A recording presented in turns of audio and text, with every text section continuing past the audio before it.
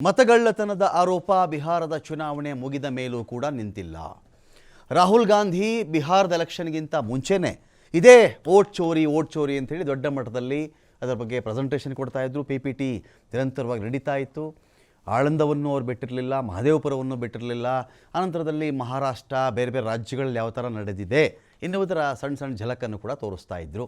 ಆಯಿತು, ಬಿಹಾರ ಸೋತು ಬಿಟ್ಟಿದ್ದಾರೆ, ಇನ್ನೇನು ಮಾತಾಡಲ್ವೇನೋ ಅಂತ ಎಲ್ಲರೂ ಭಾವಿಸಿರುವಂಥ ಹೊತ್ತಲ್ಲೇ ಮತ್ತೆ ಇದೇ ಒಂದು ಮತಗಳ್ಳತನ ಆರೋಪಕ್ಕೆ ಸಂಬಂಧಪಟ್ಟಂತೆ ಜೋರಾಗಿ ದೆಹಲಿಯಲ್ಲಿ ಧ್ವನಿ ಎತ್ತಿದ್ದಾರೆ. ದೊಡ್ಡ ಸಮಾವೇಶ, ಜನಗಳನ್ನು ಸೇರಿಸಿದ್ರು. ಇಲ್ಲಿವರೆಗೂ ಪ್ರೆಸ್ ಮೀಟಲ್ಲಿ ಮಾತಾಡ್ತಾ ಇದ್ರು ರಾಹುಲ್ ಗಾಂಧಿ. ಪ್ರೆಸ್ ಮೀಟಲ್ಲಿ ಮಾತಾಡ್ತಾ ಇದ್ರು. ಬೆಂಗಳೂರಿಗೆ ಬಂದಾಗಲೂ ಕೂಡ ಇದರ ಬಗ್ಗೆ ಸ್ವಲ್ಪ ಜೋರಾಗಿ ಇದರ ಬಗ್ಗೆ ಮಾತಾಡಿದರು. ಅಂದರೆ ಸ್ವಲ್ಪ ನಾಲ್ಕು ಗೋಡೆಗಳ ಮಧ್ಯೆ ಮಾತನಾಡುವುದಕ್ಕೂ ಹೊರಗಡೆಯ ಒಂದು ಆವರಣದಲ್ಲಿ ಮಾತಾಡೋದಕ್ಕೂ ಬಹಳ ವ್ಯತ್ಯಾಸ ಇರುತ್ತೆ. ರಿಸಲ್ಟ್ ಏನು? ಈಗ ರಾಹುಲ್ ಗಾಂಧಿ ಎಲ್ಲಿವರೆಗೂ ಮತಚೋರಿ ಅಂಥೇಳಿ ಜನ ಸೇರಿಸ್ಕೊಂಡು ಮಾತಾಡ್ತಾ ಇರ್ತಾರೆ. ಏನು ಮಾಡಬಲ್ಲರು ಜನ? ಬ್ಯಾಲೆಟ್ ಪೇಪರಿಂದ ವೋಟ್ ಮಾಡಿಸ್ಬಿಡಿ, ಅವಾಗ ನೋಡಿ ಎಲ್ಲ ಸಿಕ್ಕಾಕೊಂಡ್ಬಿಡ್ತಾರೆ.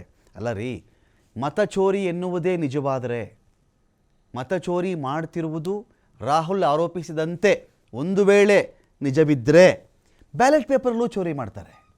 ಜನ ಏನೂ ಮಾಡೋಕ್ಕಾಗಲ್ಲ. ನನ್ನ ಜಾಬ್ ಏನು? ಒಬ್ಬ ಮತದಾರ ನಾನು ಅಂತ ಅಂದ್ಕೊಳ್ಳಿ. ಒಂದೊಂದೊಂದು ಗುರುತಿನ ಚೀಟಿ ಕೊಟ್ಟಿರ್ತಾರೆ, ವೋಟರ್ ID ತೊಗೊಂಡು ಹೋಗ್ತೀನಿ. ಒಂದು ಸ್ಲಿಪ್ ಕೊಟ್ಟಿರ್ತಾರೆ, ಇಂಥ ಬೂತಲ್ಲಿ ಅಂತ ಹೇಳ್ತಾರೆ. ಹೋಗ್ತೀನಿ, ಅಲ್ಲಿ ಟಿಕ್ ಮಾರ್ಕ್ ಮಾಡ್ಕೋತಾರೆ. 3 ಪಕ್ಷದವರು 5 ಪಕ್ಷದವರಲ್ಲಿ ಏಜೆಂಟ್ಗಳು ಕೂತಿರ್ತಾರೆ. ನೀವೇನ ಅಂತ ಮುಖ ನೋಡ್ಕೊಳ್ತಾರೆ, ಮಾರ್ಕ್ ಮಾಡ್ಕೊಳ್ತಾರೆ, ಒಂದು ಶಾಯಿ ಗುರುತು ಹಾಕ್ತಾರೆ, ಒತ್ತಿ ಅಂತಾರೆ, ಒಂದಕ್ಕೂ ಓಟ್ ಹಾಕ್ತೀನಿ, ಬರ್ತೀನಿ, ಮುಗಿದು ಹೋಯ್ತು ನನ್ನ ಕೆಲಸ. ಇದಾದ ಮೇಲಿನ ಕೆಲಸ ಒಂದು ವೇಳೆ ಚುನಾವಣಾ ಆಯೋಗವೇ ಮತಗಳ್ಳತನ ಅಲ್ಲಿ ಮಾಡ್ತಾ ಇದ್ದರೆ, ಇನ್ಯಾವುದೋ ವ್ಯಕ್ತಿ ಒಂಥರ ಒಂದು 20 ವೋಟು 22 ವೋಟುಗಳನ್ನು ಬೇರೆ ಬೇರೆ ಬೂತಲ್ಲಿ ಹಾಕ್ತಾ ಇದ್ದರೆ, ಇನ್ಯಾವುದೋ ವ್ಯಕ್ತಿ ಆಯ್ತಪ್ಪ ಬ್ಯಾಲೆಟ್ ಪೇಪರ್ ಎಲ್ಲ ಟಿಕ್ ಮಾಡಿದೆ, ಮಡಿಚಿಟ್ಟೆ, ಹಾಕ್ಬಿಟ್ಟೆ ಬೂತ್ ಒಳಗಡೆ, ಆಮೇಲೆ ಇನ್ಯಾವುದೋ ಒಂದು 5 ಬೂತ್ ರೆಡಿ ಮಾಡಿಬಿಟ್ರೆ, ಅವರು 5 ಪೆಟ್ಟಿಗೆ ರೆಡಿ ಮಾಡಿಬಿಟ್ರೆ, ನಾನೇನು ಮಾಡಲಿ? ಮತದಾರ ನಾನೇನು ಮಾಡ್ಬೋದಿಲ್ಲಿ? ನನ್ನ ಹೆಸರಲ್ಲಿ ಯಾರೋ 22 ಜನ ವೋಟ್ ಹಾಕ್ತಿದ್ದಾರೆ, ಏನು ಮಾಡಲಿ ನಾನೀಗ? ಯಾರ ಮೇಲೆ ಸಮರ ಸಾರಲಿ? ರಾಹುಲ್ ಗಾಂಧಿ ಅಂತ ವ್ಯಕ್ತಿಗೇ ಚುನಾವಣಾ ಆಯೋಗ ಡೋಂಟ್ ಕೇರ್. ವಿರೋಧ ಪಕ್ಷದ ನಾಯಕ ಏನು ಕೇರ್ ಮಾಡ್ತಾ ಇಲ್ಲ ಅವರು. ಇದೆಲ್ಲ ಸುಳ್ಳು, ಇದೆಲ್ಲ ಬಾಲಿಶ, ಇದೆಲ್ಲ ಬೊಗಳೆ ಅಂತ ಒಂದು ಟ್ವೀಟ್ ಮಾಡಿಬಿಟ್ರೆ ಈ ದೇಶದಲ್ಲಿ ಚುನಾವಣಾ ಆಯೋಗದ ಕೆಲಸ ಅಲ್ಲಿಗೆ ಮುಗಿಯಿತು. ರಾಹುಲ್ ಗಾಂಧಿ ಕೋರ್ಟಲ್ಲಿ ಫೈಟ್ ಮಾಡ್ತಾ ಇದ್ದಾರಾ? ದೊಡ್ಡ ಮಟ್ಟದಲ್ಲಿ ಕೋರ್ಟಲ್ಲಿ ಹೋರಾಟ ಆಗ್ತಿದೆಯಾ ಅಂದರೆ ದೇಶದಲ್ಲಿ ಮತಗಳ್ಳತನಕ್ಕೆ ಸಂಬಂಧಪಟ್ಟಂತೆ ಜಾಗೃತಿ ಮೂಡಿಸ್ತಾ ಇದ್ದಾರೆ. ಆಯ್ತಪ್ಪ, ನಾಳೆ ತಮಿಳ್ನಾಡು ಎಲೆಕ್ಷನ್ ಬಂತು, ವೆಸ್ಟ್ ಬೆಂಗಾಲ್ ಎಲೆಕ್ಷನ್ ಬಂತು, ಎಲ್ಲ ಜಾಗರೂಕರೇ, ಮತದಾರರು ನಾವು ಜಾಗರೂಕರಾಗೇ ಇದ್ದೀವಿ, ನಮ್ಮ ಓಟು ಆಯಿತು, ಬಂದ್ವಿ, ನಾವು ಹಾಕಿದ್ವಿ, ಆಯ್ತು, ಮುಗೀತು. ನಮ್ಮ ಹೆಸರಲ್ಲಿ ಇನ್ಯಾರೋ 22 ಜನ ಓಟ್ ಹಾಕಿದರೆ ಬೇರೆ ಬೇರೆ ಕಡೆಗಳಲ್ಲಿ, ನಾನೇನು ಮಾಡಲಿ? ಅದಕ್ಕೆ ಈ ಪ್ರಶ್ನೆ ಇಟ್ಕೊಂಡೇ ಈ ಡಿಬೇಟ್ ಶುರು ಮಾಡ್ತಾ ಇದ್ದೀನಿ. ಅದಕ್ಕಿಂತ ಮುಂಚಿತವಾಗಿ ಇದಕ್ಕೆ ಸಂಬಂಧಪಟ್ಟಂತೆ ರಾಹುಲ್ ಗಾಂಧಿ ಆದಿಯಾಗಿ ಏನೇನು ಮಾತಾಡಿದ್ದಾರೆ ನೋಡಿ. लाखों डुप्लीकेट वोटर हैं। मैंने प्रेस कॉन्फ्रेंस किया और ये जो 3 शख्स हैं, ज्ञानेश कुमार, सुखबीर सिंह सांधू, विवेक जोशी, इन्होंने कोई जवाब नहीं दिया। हमने एलिगेशन किया, हमने उनसे सवाल पूछा, आप हमें समझाइए ब्राजील की महिला कैसे वोटर लिस्ट पे, एक महिला 200 बार क्यों आती है? एक घर में 500, 600, 700 वोटर क्यों मिलते हैं? उत्तर प्रदेश से बीजेपी के नेता हरियाणा में वोट क्यों डालते हैं? कोई जवाब नहीं मिला। और पार्लियामेंट हाउस में कुछ ही दिन पहले कांपते हुए, ऐसे हाथ कांप रहे थे, अमित शाह जी उनकी सफाई देते हैं। आपने देखा होगा, देखा, देश के कोने कोने में नारा चला है, वोट चोर। 90 साल का बुजुर्ग एक बार जोर से, इतनी जोर से नारा लगाइए कि यहां से गूंजता हुआ प्रधानमंत्री निवास तक जाए, वोट चोर, वोट चोर, वोट चोर। ये वोट क्या है? इसकी कीमत क्या है हमारे जीवन? अगर आप उन विचारों को मजबूत नहीं करेंगे, समझो ये आपका नुकसान है, देश का नुकसान है, उनका कोई नुकसान नहीं है। हमारे विचारों को आगे ले जाने का काम राहुल गांधी जी कर रहे हैं, सोनिया गांधी जी कर रहे हैं, आज प्रियंका जी भी कर रही है। तो ये ಈ ಡಿಬೇಟಲ್ಲಿ ಪಾಲ್ಗೊಳ್ಳೋದಕ್ಕೆ ನಮ್ಮೊಂದಿಗೆ ಸುಧೀಂದ್ರ ಮಾಗಡಿ ಅವರಿದ್ದಾರೆ, ಕಾಂಗ್ರೆಸ್ನ ವಕ್ತಾರರು. ಸ್ವಾಗತ ಸುಧೀಂದ್ರ ಮಾಗಡಿ ಅವರೇ ನಿಮಗೆ ಒಂದು ಡಿಬೇಟ್ಗೆ. ಡಾಕ್ಟರ್ ದಿನೇಶ್ ಶೇರೋಹಳ್ಳಿ ಅವರಿದ್ದಾರೆ, ಆಮ್ ಆದ್ಮಿ ಪಕ್ಷದ ವಕ್ತಾರರು. ಸ್ವಾಗತ ದಿನೇಶ್ ಶೇರೋಹಳ್ಳಿ ಅವರೇ. ಇನ್ನು ಗೋವಿಂದರಾಜು ಯಾದವ್ ಅವರಿದ್ದಾರೆ, ಬಿಜೆಪಿ ವಕ್ತಾರರು. ಸ್ವಾಗತ ಗೋವಿಂದರಾಜು ಯಾದವ್ ಅವರೇ ನಿಮಗೆ ಒಂದು ಡಿಬೇಟ್ಗೆ. ಮೊದಲಿಗೆ ಈಗ ನಾನು ಸುಧೀಂದ್ರ ಅವ್ರಿಗೆ ಕೇಳಬೇಕು ಈ ಒಂದು ವಿಷಯನ. ಯಾರು ಹೇಳ್ಕೊಳ್ತಾ ಇದ್ದೀರಿ ಇದನ್ನು? ಜನ ಸೇರಿಸ್ತಾ ಇದ್ದೀರಿ, PPT ಆಯಿತು, ಜೋರಾಗಿ ಕೂಗ್ತಾ ಇದ್ದೀರಿ, ಓಟ್ ಕದ್ದುಬಿಟ್ರು, ಮೋಸ ಮಾಡ್ತಿದ್ದಾರೆ, ಅಲ್ಲಿ ನೋಡಿ ಇಲ್ಲಿ ನೋಡಿ ಪ್ರೂಫ್ ಕೊಡ್ತಾ ಇದ್ದೀರಿ, 22 ಓಟ್ ಈ ಥರ ಆಯಿತು, ಅಲ್ಲೆಲ್ಲೋ ಆಳಂದದಲ್ಲಿ ಆ ಥರ ಆಯಿತು, ಮಹದೇವಪುರ. ಐ ಅಗ್ರಿ, ಅದರಲ್ಲಿ ತೀರ್ಪು ಕೊಡೋಕ್ಕೆ ನಾನು ಯಾರೂ ಅಲ್ಲ. ಆದರೆ ಕೆಲ ಒಂದು ಸಾಕ್ಷಿಗಳನ್ನಿಟ್ಕೊಂಡು ರಾಹುಲ್ ಗಾಂಧಿ ಮಾತನಾಡಬೇಕಾದರೆ, ಚುನಾವಣಾ ಆಯೋಗವೇ ಕೊಟ್ಟಿರ್ತಕ್ಕಂಥ ದಾಖಲೆಗಳನ್ನು ದೇಶದ ಮುಂದೆ ಪ್ರೆಸೆಂಟ್ ಮಾಡಬೇಕಾದ್ರೆ ಆಗಿರಬಹುದೇನೋ ಅಂತ ಅನಿಸೋದು ಸಹಜ. ಜನ ಸೇರಿಸ್ಕೊಂಡು ಏನು ಮಾಡ್ತಾ ಇದ್ದೀರಿ ನೀವು? ಕೂಗೋದು ಯಾವುದೋ ಫೀಲ್ಡಲ್ಲಿ ಕೂತ್ಕೊಂಡು. ಈಗ ಜನ ಏನು ಮಾಡ್ಬೋದಪ್ಪ? ಈಗ ಅಷ್ಟು ಜನ ಇದ್ದಾರಪ್ಪ, ಅಷ್ಟು ಜನ ಅಲ್ಲ, ಆ ಜಾಗದಲ್ಲಿ 1 ಕೋಟಿ ಜನನೇ ಸೇರಿಸ್ಬಿಡಿ ಸ್ವಾಮಿನಿ. 1 ಕೋಟಿ ಜನ ಓಟ್ ಚೋರಿ ಮಾಡಿದ್ದಾರೆ, ಮೋದಿ ಹಂಗೆ ಮಾಡಿದ್ದಾರೆ, ಅವ್ರ ಸಿಂಹಾಸನದಿಂದ ಕೆಳಗಡೆ ಇಳಿಬೇಕು, ಅವರು ಸುಮ್ಮನೆ ಅವರು ಕದ್ದುಬಿಟ್ಟು ಕೂತಿದ್ದಾರೆ, ಅಲ್ಲಿ ಏನೋ ಒಂದಷ್ಟು ಹೇಳ್ತಾ ಇದ್ದೀರಿ ನೀವು. ಆಯಿತು, ನಿಮ್ಮ ಸಂಕಟನೋ ನಿಮ್ಮ ನೋವೋ ಏನೋ ಒಂದು ನಿಮ್ಮದು ಬಾಧೆನೋ ಹೇಳ್ಕೊಳ್ತಾ ಇದ್ದೀರಲ್ಲಿ. ಆ ಜನ ಏನು ರೀ ಮಾಡ್ತಾರಲ್ಲಿ? ಅವ್ರ ಕೈಲಿ ಏನಿದೆ ಅಂತ ಸುಧೀಂದ್ರ ಅವರೇ? ಜನ ಏನು ಮಾಡ್ಬೋದು ಇದರಲ್ಲಿ? ಏನು ದಂಗೆ ಹೇಳಿ ಅಂತನಾ? ಎಲ್ಲ ಮುತ್ತಿಗೆ ಹಾಕ್ಬಿಡಿ ಎಲ್ಲರೂ ಅಂತ ಹೇಳಿ ಮುಗಿಸ್ಬಿಡಿ ಅಂತಾನ? ಏನು ನಿಮ್ಮ ಉದ್ದೇಶ ಏನು ಇದರಲ್ಲಿ? ನೋಡಿ, ರಾಜಕೀಯದಲ್ಲಿ ಈ ರೀತಿ ಒಂದು ಬೃಹತ್ ಜನಸಂದಣಿ ಅದೊಂದು symbolic way of representing, saying that ಇಷ್ಟು ಅಸಮಾಧಾನ ಇದೆ. ಇದ್ರ ಮುಂಚೆ ಅದ್ರ ಪೂರಕವಾಗಿ ತಗೊಳ್ಳಿ. ಬರೀ ಜನ ಸೇರಿಸಿದ್ದು ಒಂದನ್ನೇ ನೀವು ಅದ್ರ ಪೂರ್ವಕ ಇಡೀ ದೇಶಾದ್ಯಂತ ನಾವು ಒಂದು ಸಿಗ್ನೇಚರ್ ಕ್ಯಾಂಪೇನ್ ಅನ್ನ ಮಾಡಿದ್ವಿ ಓಟ್ ಚೋರಿ ವಿರುದ್ಧವಾಗಿ. ಅದಕ್ಕೂ ದಾಖಲೆ ಸಮೇತ ಎಷ್ಟು ಜನ ಅದನ್ನು ಒಪ್ಕೊಂಡು ಕರ್ನಾಟಕದಿಂದ ರೆಕಾರ್ಡ್ 1 ಕೋಟಿ 1,40,00,000 ಸಹಿಗಳನ್ನ ಕರ್ನಾಟಕದ ರೌಂಡ್ ಫಿಗರ್ ಹೇಳ್ತಾ ಇದ್ದೀನಿ, ಇದು ಸಹಿಗಳನ್ನ ತಗೊಂಡಕ್ಕಂಥದ್ದು ಇಡೀ ದೇಶಾದ್ಯಂತ ಕೋಟ್ಯಾಂತರ, ಇನ್ನು ಫುಲ್ ಕಂಟ್ರಿದು ಫಿಗರ್ಸ್ ಟೋಟಲ್ ಟ್ಯಾಲಿ ಬಂದಿಲ್ಲ, ನಾನು ಕರ್ನಾಟಕದ ಗೊತ್ತು ಹೇಳ್ತಾ ಇದ್ದೀನಿ. ಕೋಟ್ಯಾಂತರ ಜನರು ಹೌದು ಈ ರೀತಿ ಆಗಿದೆ ಅಂತಕ್ಕಂಥದ್ದನ್ನು ಮೇಲೆ ಮಾಡಿ ಅವ್ರ ಹೆಸರು, ಫೋನ್ ನಂಬರು, ಸಿಗ್ನೇಚರು ಮಾಡಿ ಕೊಟ್ಟಿರ್ತಕ್ಕಂಥದ್ದರ ಒಂದು ಪ್ರತಿಕಾರವಾಗಿ, ಅದರದ ಒಂದು ಎಂಡ್ ರಿಸಲ್ಟ್ ಆಗಿ ಏನು ಮಾಡಬೇಕು? ಕೋಟ್ಯಾಂತರ ಜನ ಇರ್ತಕ್ಕಂಥದ್ದಲ್ಲ, ಅದನ್ನು ನಾವು ಜನದ ಮುಂದೆ, ಮೀಡಿಯಾ ಮುಂದೆ, ಎಲ್ಲದಕ್ಕಿಂತ ಮುಂಚೆ ಎಲ್ಲದಕ್ಕಿಂತ ಹೆಚ್ಚಿಗೆ ಎಲ್ರಿಗೂ ಗೊತ್ತಾಗ್ತಕ್ಕಂಥ ಒಂದು ರೀತಿ. ಆಯ್ತು, ಗೊತ್ತಾಯ್ತು ಸುಧೀಂದ್ರ ಅವರೇ, ಅಲ್ಲ ನಮ್ಗೂ ಅರ್ಥ ಆಯ್ತಿದ್ದು ಇವಾಗ ಹಿಂಗೆ ನಡೆದಿದೆ, ಮೋಸ ಆಗ್ಬಿಟ್ಟಿದೆ ಈ ಪಾರ್ಟಿಯವರಿಗೆ, ಏನು ನೆಕ್ಸ್ಟ್ ಏನು ಅಂತ. ಈಗ ಪ್ರತಿ ಒಂದು ಹೋರಾಟದ ಒಂದು ಮುಂಚೂಣಿ, ಒಂದು ಕಿಡಿ ಶುರು ಆಗಲೇಬೇಕು. ಈಗ ಇದು ಹೋರಾಟ, ನಾವು ನೀವು ಹೇಳೋದು ದಂಗೆ ಎತ್ಬಿಡೋದು ಆ ಥರ ಯಾವುದೇ ಮನೋಭಾವನೆ ಖಂಡಿತ ಇಲ್ಲ. ಒಂದು ಜನಕ್ಕೆ ಅರಿವು ಖಂಡಿತ ರಾಹುಲ್ ಗಾಂಧಿ ಅವರು ಮೂಡಿಸ್ಕೊಂಡ್ ಬರ್ತಾನೆ ಇದ್ದಾರೆ, ಅದನ್ನು ಈ ಒಂದು ಇದರಿಂದನೇ ಮೂಡಿಸ್ಬೇಕು ಅಂತಕ್ಕಂಥದ್ದು ಏನೂ ಇಲ್ಲ. ಆದರೆ ಏನು ನಾವು ಇದು ಸಿಗ್ನೇಚರ್ ಕ್ಯಾಂಪೇನ್ ಮಾಡಿದ್ವಿ ಇಡೀ ದೇಶಾದ್ಯಂತ, ಅಷ್ಟು ನಮಗೆ ಮಿತಿ ಮೀರಿದಂತಹ ಬೆಂಬಲ ನಮಗೆ ಸಿಕ್ತು. ನಾನು ನಮ್ಮ ಕ್ಷೇತ್ರ, ನಾನು ಒಂದು 3-4 ಕ್ಷೇತ್ರಕ್ಕೆ ಬೇಕಾದ್ರೆ ಬಿರಿಯಾನಿ ಪ್ಯಾಕೆಟ್ 500 ರೂಪಾಯಿನೂ ಕೊಟ್ಟಿಲ್ವಾ ಇದಕ್ಕೆಲ್ಲ ನೀವು? ಸಿಗ್ನೇಚರ್ಗೆ ಬಿರಿಯಾನಿ ಪ್ಯಾಕೆಟ್ ಅದು ನಿಮ್ಮ ಇದರದಷ್ಟೇ, ಅದನ್ನ ಅಲ್ಲ ರೀ, ಜನ ಯೂಶಲಿ ಮಾಡ್ತಾರೆ ಅಂತ ಹೇಳ್ತಾರಲ್ಲ, ಎಲ್ಲ ಹೇಳೋರಿಗೆ ಏನು ಬೇಕಾದ್ರೆ ಹೇಳ್ಬೋದು. ಎಲ್ಲದರಲ್ಲೂ ನರೇಂದ್ರ ಮೋದಿ ಅವ್ರಿಗೆ ಜನ ಸೇರಿಸಿದಾಗ್ಲೂ ಅದು ಅಳವಡಿಸತ್ತೆ, ಯಾರ್ದಾರು ಅಳವಡಿಸಿ ಹೇಳಕ್ಕೆ ಏನು ಬೇಕಾದ್ರೆ ಹೇಳ್ಬೋದು. ನಾವು ಮಾಡಿರ್ತಕ್ಕಂತಹ ಅತ್ಯಂತ ಯಶಸ್ವಿ, ಇವತ್ತು ಒಂದು ತುಂಬ ಹೇಳಬೇಕು ಅಂದರೆ ಆಡಳಿತ ವಿರೋಧಿ ಅಲೆಯಲ್ಲಿ ಕೂಡ ನೋಡಿ ಕೆಲವು ಪ್ಯಾಟ್ರನ್ಸು. ರಮಕಾಂತ್ ಅವರೇ, ನಾನು ಹೇಳ್ತಾ ಇರೋದು ಲಾಸ್ಟ್ ಒಂದು 5-6 ಎಲೆಕ್ಷನ್, ತುಂಬ ಹಿಂದೇನು ಹೋಗೋದು ಬೇಡ, ಇದು ಒಂದು 5-6 ಎಲೆಕ್ಷನ್ ಪ್ಯಾಟ್ರನ್ ನೀವು ನೋಡಿಕೊಂಡ್ರೆ ಯಾವ ಆಡಳಿತ ವಿರೋಧಿ ಅಲೆ ಇದೆ, ಮತ್ತೆ ಯಾವ ರೀತಿ ಬೃಹತ್ ಮತ್ತೆ ಅನಿರೀಕ್ಷಿತವಾದಂತಹ ಫಲಿತಾಂಶ ಬರ್ತಾ ಇದೆ, ಇದು ಇತಿಹಾಸದಲ್ಲಿ ಅಥವಾ ಇಡೀ ಪ್ರಪಂಚದಲ್ಲಿ ಯಾವುದೇ ಒಂದು ಜಾಗದಲ್ಲಿ ಈ ರೀತಿ ಪ್ಯಾಟ್ರನ್ನೇ ಇಲ್ಲ. ನಾನು ಇದನ್ನ ಒಂದು ಜನರಲ್ ಆಗಿ ಮಾತಾಡ್ತಾ ಇದ್ದೀನಿ.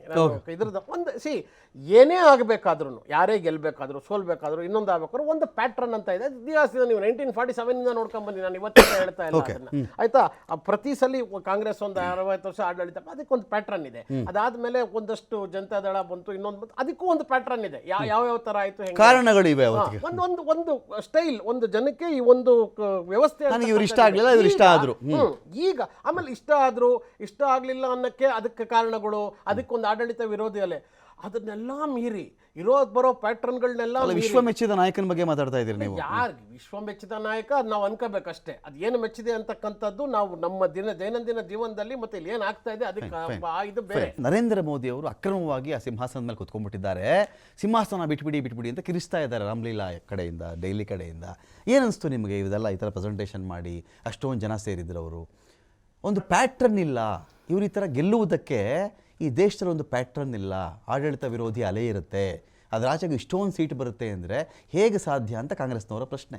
ಸರ್, ಇವತ್ತು ವೋಟ್ ಚೋರಿ ಸಮಸ್ಯೆ ಅಂತ ಏನು ಹೇಳ್ತಾ ಇದ್ದಾರಲ್ಲ, ಇದು ಜನರ ಸಮಸ್ಯೆ ಅಲ್ಲ. ಮೊದಲನೇದಾಗಿ ಇರ್ತಕ್ಕಂಥದ್ದು ಕಾಂಗ್ರೆಸ್ ಪಕ್ಷದ ಸಮಸ್ಯೆ. ಯಾಕೆ ಅಂದ್ರೆ ಎಲೆಕ್ಷನ್ ಆಗೋದು, ಚುನಾವಣೆ ಆಗೋದಲ್ಲ ಇದು. ಅಲ್ಲಲ್ಲ, ಸಮಸ್ಯೆ ಇರೋದು ಕಾಂಗ್ರೆಸ್ನವ್ರಿಗೆ ಮಾತ್ರ ಅನಿಸ್ತಾ ಇದೆ. ಯಾಕೆಂದ್ರೆ ಜನರು ಯಾರು ಕೂಡ ಬಂದು ಬೀದಿಲಿ ನಿಂತ್ಕೊಂಡು ನಾನು ವೋಟ್ ಚೋರಿ ಆಗಿದೆ ಅಂತ ಎಲ್ಲೂ ಕೂಡ ಹೇಳ್ತಾ ಇಲ್ಲ. ಹೇಳ್ತಾ ಇರ್ತಕ್ಕಂಥದ್ದು ಕಾಂಗ್ರೆಸ್ಸಿನ ನಾಯಕರುಗಳು. ಜನಗಳಿಗೆ ಅದು ಅರಿವಿಲ್ಲ ಅಂತ. ಒಂದು ನಿಮಿಷ ಬರ್ತೀನಿ ನಾನು. ನೋಡಿ, ಇವತ್ತು ಏನು EVM ಅನ್ನೋದು ಮೊನ್ನೆ ಸ್ಟಾರ್ಟ್ ಆಗಿರ್ತಕ್ಕಂಥದ್ದಲ್ಲ ಸರ್. 2004 ಚುನಾವಣೆ ಗೆದ್ದಿದ್ದು ಇದೇ ಕಾಂಗ್ರೆಸ್ಸು. ಮನಮೋಹನ್ ಸಿಂಗ್ ಅವರು ಪ್ರಧಾನಮಂತ್ರಿಗಳಾದರು. 2009 ಕೂಡ ಅದೇ EVM ಪ್ಯಾಟರ್ನಿಂದಲೇ ಆಗಿರ್ತಕ್ಕಂಥದ್ದು. ಮನಮೋಹನ್ ಸಿಂಗ್ 2ನೇ ಬಾರಿ ಪ್ರಧಾನಮಂತ್ರಿಯಾಗಿ ಸುಮಾರು 10 ವರ್ಷಗಳ ಕಾಲ ಈ ದೇಶವನ್ನು ಆಡಳಿತರು. ಇವತ್ತು ವೋಟ್ ಚೋರಿ ಅನ್ನೋದನ್ನ ಯಾವ ದಾಖಲೆ ಇಟ್ಕೊಂಡು ಇವತ್ತು ರಾಹುಲ್ ಗಾಂಧಿ ದಾಖಲೆ ಇಟ್ಕೊಂಡು ಅಲ್ಲಲ್ಲ, ಚುನಾವಣೆ ಆಯ್ತು ಸರ್. ಇವತ್ತು ಚುನಾವಣೆ ದಾಖಲೆಗಳನ್ನ ಎಲ್ಲಿ ತಗೊಂಡೋಗಿ ಕೊಡ್ಬೇಕಾಯ್ತು? ಸಪೋಸ್ ವೋಟ್ ಚೋರಿ ಅನ್ನೋದು ಸಾಮಗ್ರಿಗಳು ಇವ್ರು ಏನೇನೆಲ್ಲ ಹೇಳ್ತಾ ಇದಾರಲ್ವಾ, ಇಷ್ಟನ್ನು ತಗೊಂಡೋಗಿ ಚುನಾವಣಾ ಆಯೋಗ ಕರೆದ್ರಲ್ಲ ಬೆಂಗಳೂರಿಗೆ ಬಂದು. ಆಗಸ್ಟ್ 12ನೇ ತಾರೀಕು ಇವ್ರು ಬಂದ್ಬಿಟ್ಟು ಪ್ರತಿಭಟನೆ ಮಾಡೋದಂಥ ಸಂದರ್ಭದಲ್ಲಿ ನಿಮ್ಮಲ್ಲಿ ಇರ್ತಕ್ಕಂಥ ದಾಖಲೆಗಳು ಯಾವುದಾನ ಇದ್ರೆ ನೀವು ಚುನಾವಣಾ ಆಯೋಗ ಬಂದು ಸಲ್ಲಿಸಿ ಅಂತಂದ್ರು. ಇವರು ಚುನಾವಣಾ ಆಯೋಗಕ್ಕೆ ಹೋಗ್ದಲೆ ಇವರು ಹೆಲಿಕಾಪ್ಟರ್ ಹತ್ಬಿಟ್ಟು ಹೊರಟೋದ್ರು ಡೆಲ್ಲಿಗೆ. ಇವ್ರದ್ದು ಸಮಸ್ಯೆ ಇರೋದು ಬಿಟ್ವೀನ್ ಚುನಾವಣಾ ಆಯೋಗ ಮತ್ತೆ ಹಿಟ್ ಅಂಡ್ ರನ್ ಬಿಟ್ರೆ ಬೇರೆ ಏನು ರಾಹುಲ್ ಗಾಂಧಿ ಕೈಲಿ ಏನೂ ಆಗ್ತಾ ಇಲ್ಲ. ಯಾಕೆಂದ್ರೆ ಇಡೀ ದೇಶದಲ್ಲಿ ನಿಮಗೆ ಕೇಳ್ಬಿಡ್ತೀನಿ ಗೋವಿಂದರಾಜ್, ಏನು ಗೊತ್ತಾ, ಈಗ ರಾಹುಲ್ ಗಾಂಧಿಗೆ ಒಂದು ಪ್ರೆಸೆಂಟೇಷನ್ ಮಾಡಿದ್ರು ಈ ಥರ, ಅದು ಕೇಳಿಸ್ಕೊಂಬಿಡಿ. 22 ವೋಟ್ ಈ ಥರ ಬಿದ್ದಿದೆ, ಒಂದೊಂದು ವಿಳಾಸದಲ್ಲಿ ಇಷ್ಟೊಂದು ಜನ ಇದ್ದಾರೆ, ಈ ಥರ ಎಲ್ಲ ಮೋಸ ನಡೀತಾ ಇದೆ ನೋಡಿ, ಬಿಹಾರದಲ್ಲೂ ಹಿಂಗೆ ಮಾಡ್ತಿದ್ದಾರೆ, ಮಹಾರಾಷ್ಟ್ರದಲ್ಲಿ ಈ ಥರ ಲಕ್ಷಾಂತರ ವೋಟ್ಗಳು ಹೆಂಗೆ ಜಾಸ್ತಿ ಆಯಿತು, ಈ ಥರದ್ದೆಲ್ಲ ಬಂದಾಗ ಚುನಾವಣಾ ಆಯೋಗದವರು ಸೇಮ್ ಡಾಕ್ಯುಮೆಂಟ್ಸ್ ಇಟ್ಕೊಂಡು, ಸೇಮ್ LED ದೊಡ್ಡ ವಾಲ್ ಇಟ್ಕೊಂಡು, ದೊಡ್ಡ ವಾಲು, ಮಿಸ್ಟರ್ ರಾಹುಲ್ ಗಾಂಧಿ ನಿಂತ್ಕೋ ಪಾಪ ನನ್ನ ಎದುರುಗಡೆ, ನೀನು ಹೇಳ್ತಿರೋದು ಶುದ್ಧ ಸುಳ್ಳು. ಕಾರಣ ರಾಹುಲ್ ಗಾಂಧಿ ಒಂದು ವೇಳೆ ದಾರಿ ಹೋಕನ ಥರ ಯಾವುದೋ ಡಾಕ್ಯುಮೆಂಟ್ ಸಿಕ್ತು ಅಂತ ತಂದುಬಿಟ್ಟು ಪ್ರೆಸೆಂಟ್ ಮಾಡಿದರೆ ಬೇರೆ ವಿಚಾರ. ರಾಹುಲ್ ಗಾಂಧಿ ಹೇಳಿದ್ದೇನೋ 8 ಅಡಿಗಳ ದಾಖಲೆಗಳನ್ನು ಕೊಟ್ಟರು, ಅದನ್ನು ನಾನು ಇದನ್ನು ವಿಶ್ಲೇಷಣೆ ಮಾಡೋಕ್ಕೆ ನನಗೆ 6 ತಿಂಗಳು ಟೈಮ್ ಬೇಕಾಯಿತು, ಪ್ರೆಸೆಂಟ್ ಮಾಡಿದೆ ಅಂದಾಗ ಚುನಾವಣಾ ಆಯೋಗವೋ ಅಥವಾ BJPಯವರೋ ಇಲ್ಲ ಗೋವಿಂದರಾಜುನೋ ಎದ್ದು ನಿಂತ್ಕೊಂಡು ಬನ್ನಿ ರಾಹುಲ್ ಗಾಂಧಿ ಅಂತ ಇಡೀ ದೇಶದ ಮುಂದೆ ಯಾಕೆ ಪ್ರೂವ್ ಮಾಡಲಿಲ್ಲ? ರಾಹುಲ್ ಗಾಂಧಿ ಹತ್ರ ಇರ್ತಕ್ಕಂಥ ದಾಖಲೆಗಳು ಯಾವ ಉರುಳಿಲ್ಲ. ಅಲ್ಲ, ನೀವು ಚುನಾವಣಾ ಆಯೋಗ ಕೊಟ್ಟಿರೋದ್ರಿ ಅದು. ಅಲ್ಲಲ್ಲ, ನೀವು ಅದನ್ನ ಆಯೋಗ ಕೇಸ್ ಮಾಡ್ಬೇಕಲ್ಲ. ಸಮಸ್ಯೆ ಇದೆ ಅಂತ ಹೇಳಿದ್ರೆ ಭವಿಷ್ಯ ಸೊಲ್ಯೂಷನ್ ಕೊಡೋ ಅಂತ ಕೆಲಸ ಚುನಾವಣಾ ಆಯೋಗ ಮಾಡ್ತಾ ಇತ್ತು. ಇವ್ರು ಯಾವ್ದೇ ದಾಖಲೆಗಳನ್ನ ತಗೊಂಡೋಗ್ಬಿಟ್ಟು ಇವರು ಏನ್ ಹೈಡ್ರೋಜನ್ ಬಾಂಬ್ ಅಂದ್ರು, ಎಲ್ಲಿ ಕೊಟ್ಟಿರೋದ್ರ ದಾಖಲೆನ ಇಲ್ಲಿವರೆಗೂ ಚುನಾವಣಾ ಆಯೋಗ ಹತ್ರ ತಿರುಗು ನೋಡ್ಲಿಲ್ಲ. ಇವತ್ತು ರಾಹುಲ್ ಗಾಂಧಿಗೆ ಭಯ. ಯಾಕೆಂದ್ರೆ ನಾವು ಹೇಳ್ತಾ ಇರೋದೆಲ್ಲ ಸುಳ್ಳು ಅಂದ್ಬಿಟ್ಟು ಅವ್ರಿಗೆ ಅನ್ಸಕ್ ಸ್ಟಾರ್ಟ್ ಆಗಿದೆ. ಅವ್ರಿಗೆ ಏನಾದ್ರು ಒರಿಜಿನಾಲಿಟಿ ಗೊತ್ತಿದ್ರೆ ಭವಿಷ್ಯ ಚುನಾವಣಾ ಆಯೋಗಕ್ಕೆ ಹೋಗ್ತಾ ಇದ್ರು, ಕಂಪ್ಲೇಂಟ್ ಮೂಲಕ ಕೊಡ್ತಾ ಇದ್ರು, ಇದನ್ನ ತನಿಖೆ ಮಾಡಿಸಿ ಇದ್ರ ಬಗ್ಗೆ ನನಗೆ ಒಂದು ಮಾಹಿತಿ ಕೊಡಿ, ಸರಿಯಾದ ಒಂದು ನ್ಯಾಯ ಒದಗಿಸ್ಕೊಡಿ ಅಂತ ಕೇಳುವಂತ ಕೆಲಸ ಈ ರಾಜ್ಯದ ದೇಶದ ಜನತೆ ಮುಂದೆ ಕೇಳುವಂತ ಕೆಲಸ ಮಾಡಬಹುದಾಯ್ತು. ಇಲ್ಲಿವರೆಗೂ ಸರ್ ಹೈಡ್ರೋಜನ್ ಬಾಂಬ್ ಬಿಟ್ರು, ಏನಾಯ್ತು? ಟುಸ್ ಆಯ್ತು. ಬ್ರೆಜಿಲ್ನ ಮಹಿಳೆ 22 ಕಡೆ ವೋಟ್ ಮಾಡಿದ್ದಾರೆ ಅಂತ ಯಾರು ಆರೋಪ ಮಾಡಿದ್ರು, ಅದೇ ಮಹಿಳೆ ಬಂದು ಹೇಳಿದ್ರು ನಾನು ಯಾವ್ದು ಓಟೇ ಹಾಕಿಲ್ಲ ಅಂತ. ಕರೆಕ್ಟ್ ಅಲ್ವಾ? ಅಲ್ಲ, 22 ವೋಟ್ ಒಬ್ಬ ಮನುಷ್ಯನಿಗೆ ನರೇಶನ್ ಚೇಂಜ್ ಮಾಡಬಾರ್ದು. ಇಲ್ಲಿ ವಿಷಯ ಆಗಿರೋದು ಏನು ಗೊತ್ತಾ, ಇದನ್ನ ಯಾವಾಗಲೂ ನೀವು ಈ ಥರ ಮಾತಾಡ್ಬಿಡ್ತೀರಿ, ಬೇಗ ಮಾತಾಡುವಂಥ ವಿಷಯ ಅಲ್ಲ. ಒಂದು ನಿಮಿಷ ಕೇಳಿಸ್ಕೊಳ್ಳಿ. ಈಗ ಬ್ರೆಜಿಲ್ ಮಹಿಳೆಯ ಫೋಟೋ, ಒಬ್ಬ ಮಾಡೆಲ್ನ ಫೋಟೋ ಇದೇ ಎನ್ನಲಾಗಿರ್ತಕ್ಕಂತಹ ಒಂದಷ್ಟು ಗುರುತಿನ ಚೀಟಿಗಳು ಮಾಡಿ ಆ ಫೋಟೋ ಇಟ್ಕೊಂಡು ಆ ಲೇಡಿ ಯಾವತ್ತೂ ಇಂಡಿಯಾಗೆ ಬಂದಿಲ್ಲ, ಕರೆಕ್ಟ್, ಆ ಥರದ್ದು ಫೋಟೋಗಳು. ಯಾಕಂದ್ರೆ ಇಂಡಿಯಾದಲ್ಲಿ ಯಾವ್ದೋ ಸೃಷ್ಟಿ ಮಾಡಿಬಿಟ್ರೆ ಈಸಿ ಕಂಡುಹಿಡಿಯೋದು. Correct sir. ಆ ಥರದ್ದು ಇಟ್ಕೊಂಡು 22 ಕಡೆ ವೋಟ್ ಮಾಡಿಸಿದ್ದಾರೆ ಅಂತ, ಆ ಹುಡುಗಿ ಬಂದು ವೋಟ್ ಹಾಕಿದ್ಲು ಅಂತಲ್ಲ, ಹೆಸರಲ್ಲಿ ಯಾರೋ ವೋಟ್ ಮಾಡಿದ್ದಾರೆ ಅಂತ ವಿಷಯ ಸರ್. ಇವತ್ತು ಭಾರತದಲ್ಲಿ ನುಸುಳುಕೋರು ಅಂತ ಜಾಸ್ತಿ ಇದ್ದಾರೆ ಭಾರತದಲ್ಲಿ. ಯಾಕೆಂದ್ರೆ ಅಕ್ರಮ ವಲಸಿಗರು ಸಿಕ್ಕಾಪಟ್ಟೆ ಇದ್ದಾರೆ. ಇದ್ರ ಬಗ್ಗೆನೆ ಈಗ SIR ಅಂತ ಏನ್ ಕ್ರಮ ಕೈಗೊಂಡ್ರು, ಬಿಹಾರದಲ್ಲೂ ಆದಂಥದ್ದು. ಇದೇನ್ ಮೊನ್ನೆ ಮಾಡಿರ್ತಕ್ಕಂಥ SIR ಅಲ್ಲ ಸರ್. ಇದು ಮಾಡ್ತಾ ಇರ್ತಕ್ಕಂಥದ್ದು 9ನೇ ಬಾರಿ ಇರ್ತಕ್ಕಂಥದ್ದು. ಏನ್ 1952ರಿಂದ ಇಲ್ಲಿವರೆಗೂ 8 ಬಾರಿ ಕಂಪ್ಲೀಟ್ ಆಗಿತ್ತು. ಈಗ 9ನೇ ಬಾರಿ ಚುನಾವಣಾ ಆಯೋಗ SIR ಅಂತ ಮಾಡ್ತಾ ಇದೆ. ಇದರಲ್ಲೇನು ಹೊಸತಿಲ್ಲ. ಇವತ್ತೇನೋ ಯಾರು ಸತ್ತೋಗಿದ್ದಾರೆ, ಯಾರು ಇಲ್ಲ, ಯಾರನ್ನ ಅಕ್ರಮವಾಗಿ ವಲಸೆ ಬಂದಿರ್ತಕ್ಕಂಥ ಯಾರು ವೋಟರ್ ಲಿಸ್ಟ್ ಅಲ್ಲಿ ಇದಾರಾ ಇಲ್ವಾ ಅಂತ ತನಿಖೆ ಮಾಡಿ ಈಗ ಬಿಹಾರದಲ್ಲಿ 40 ಲಕ್ಷ ಡೆಲಿಷನ್ ಆಯ್ತು ಸರ್. ಅಡಿಷನ್ ಬಂದ್ಬಿಟ್ಟು ಸುಮಾರು 20 ಲಕ್ಷ ಆಯ್ತು.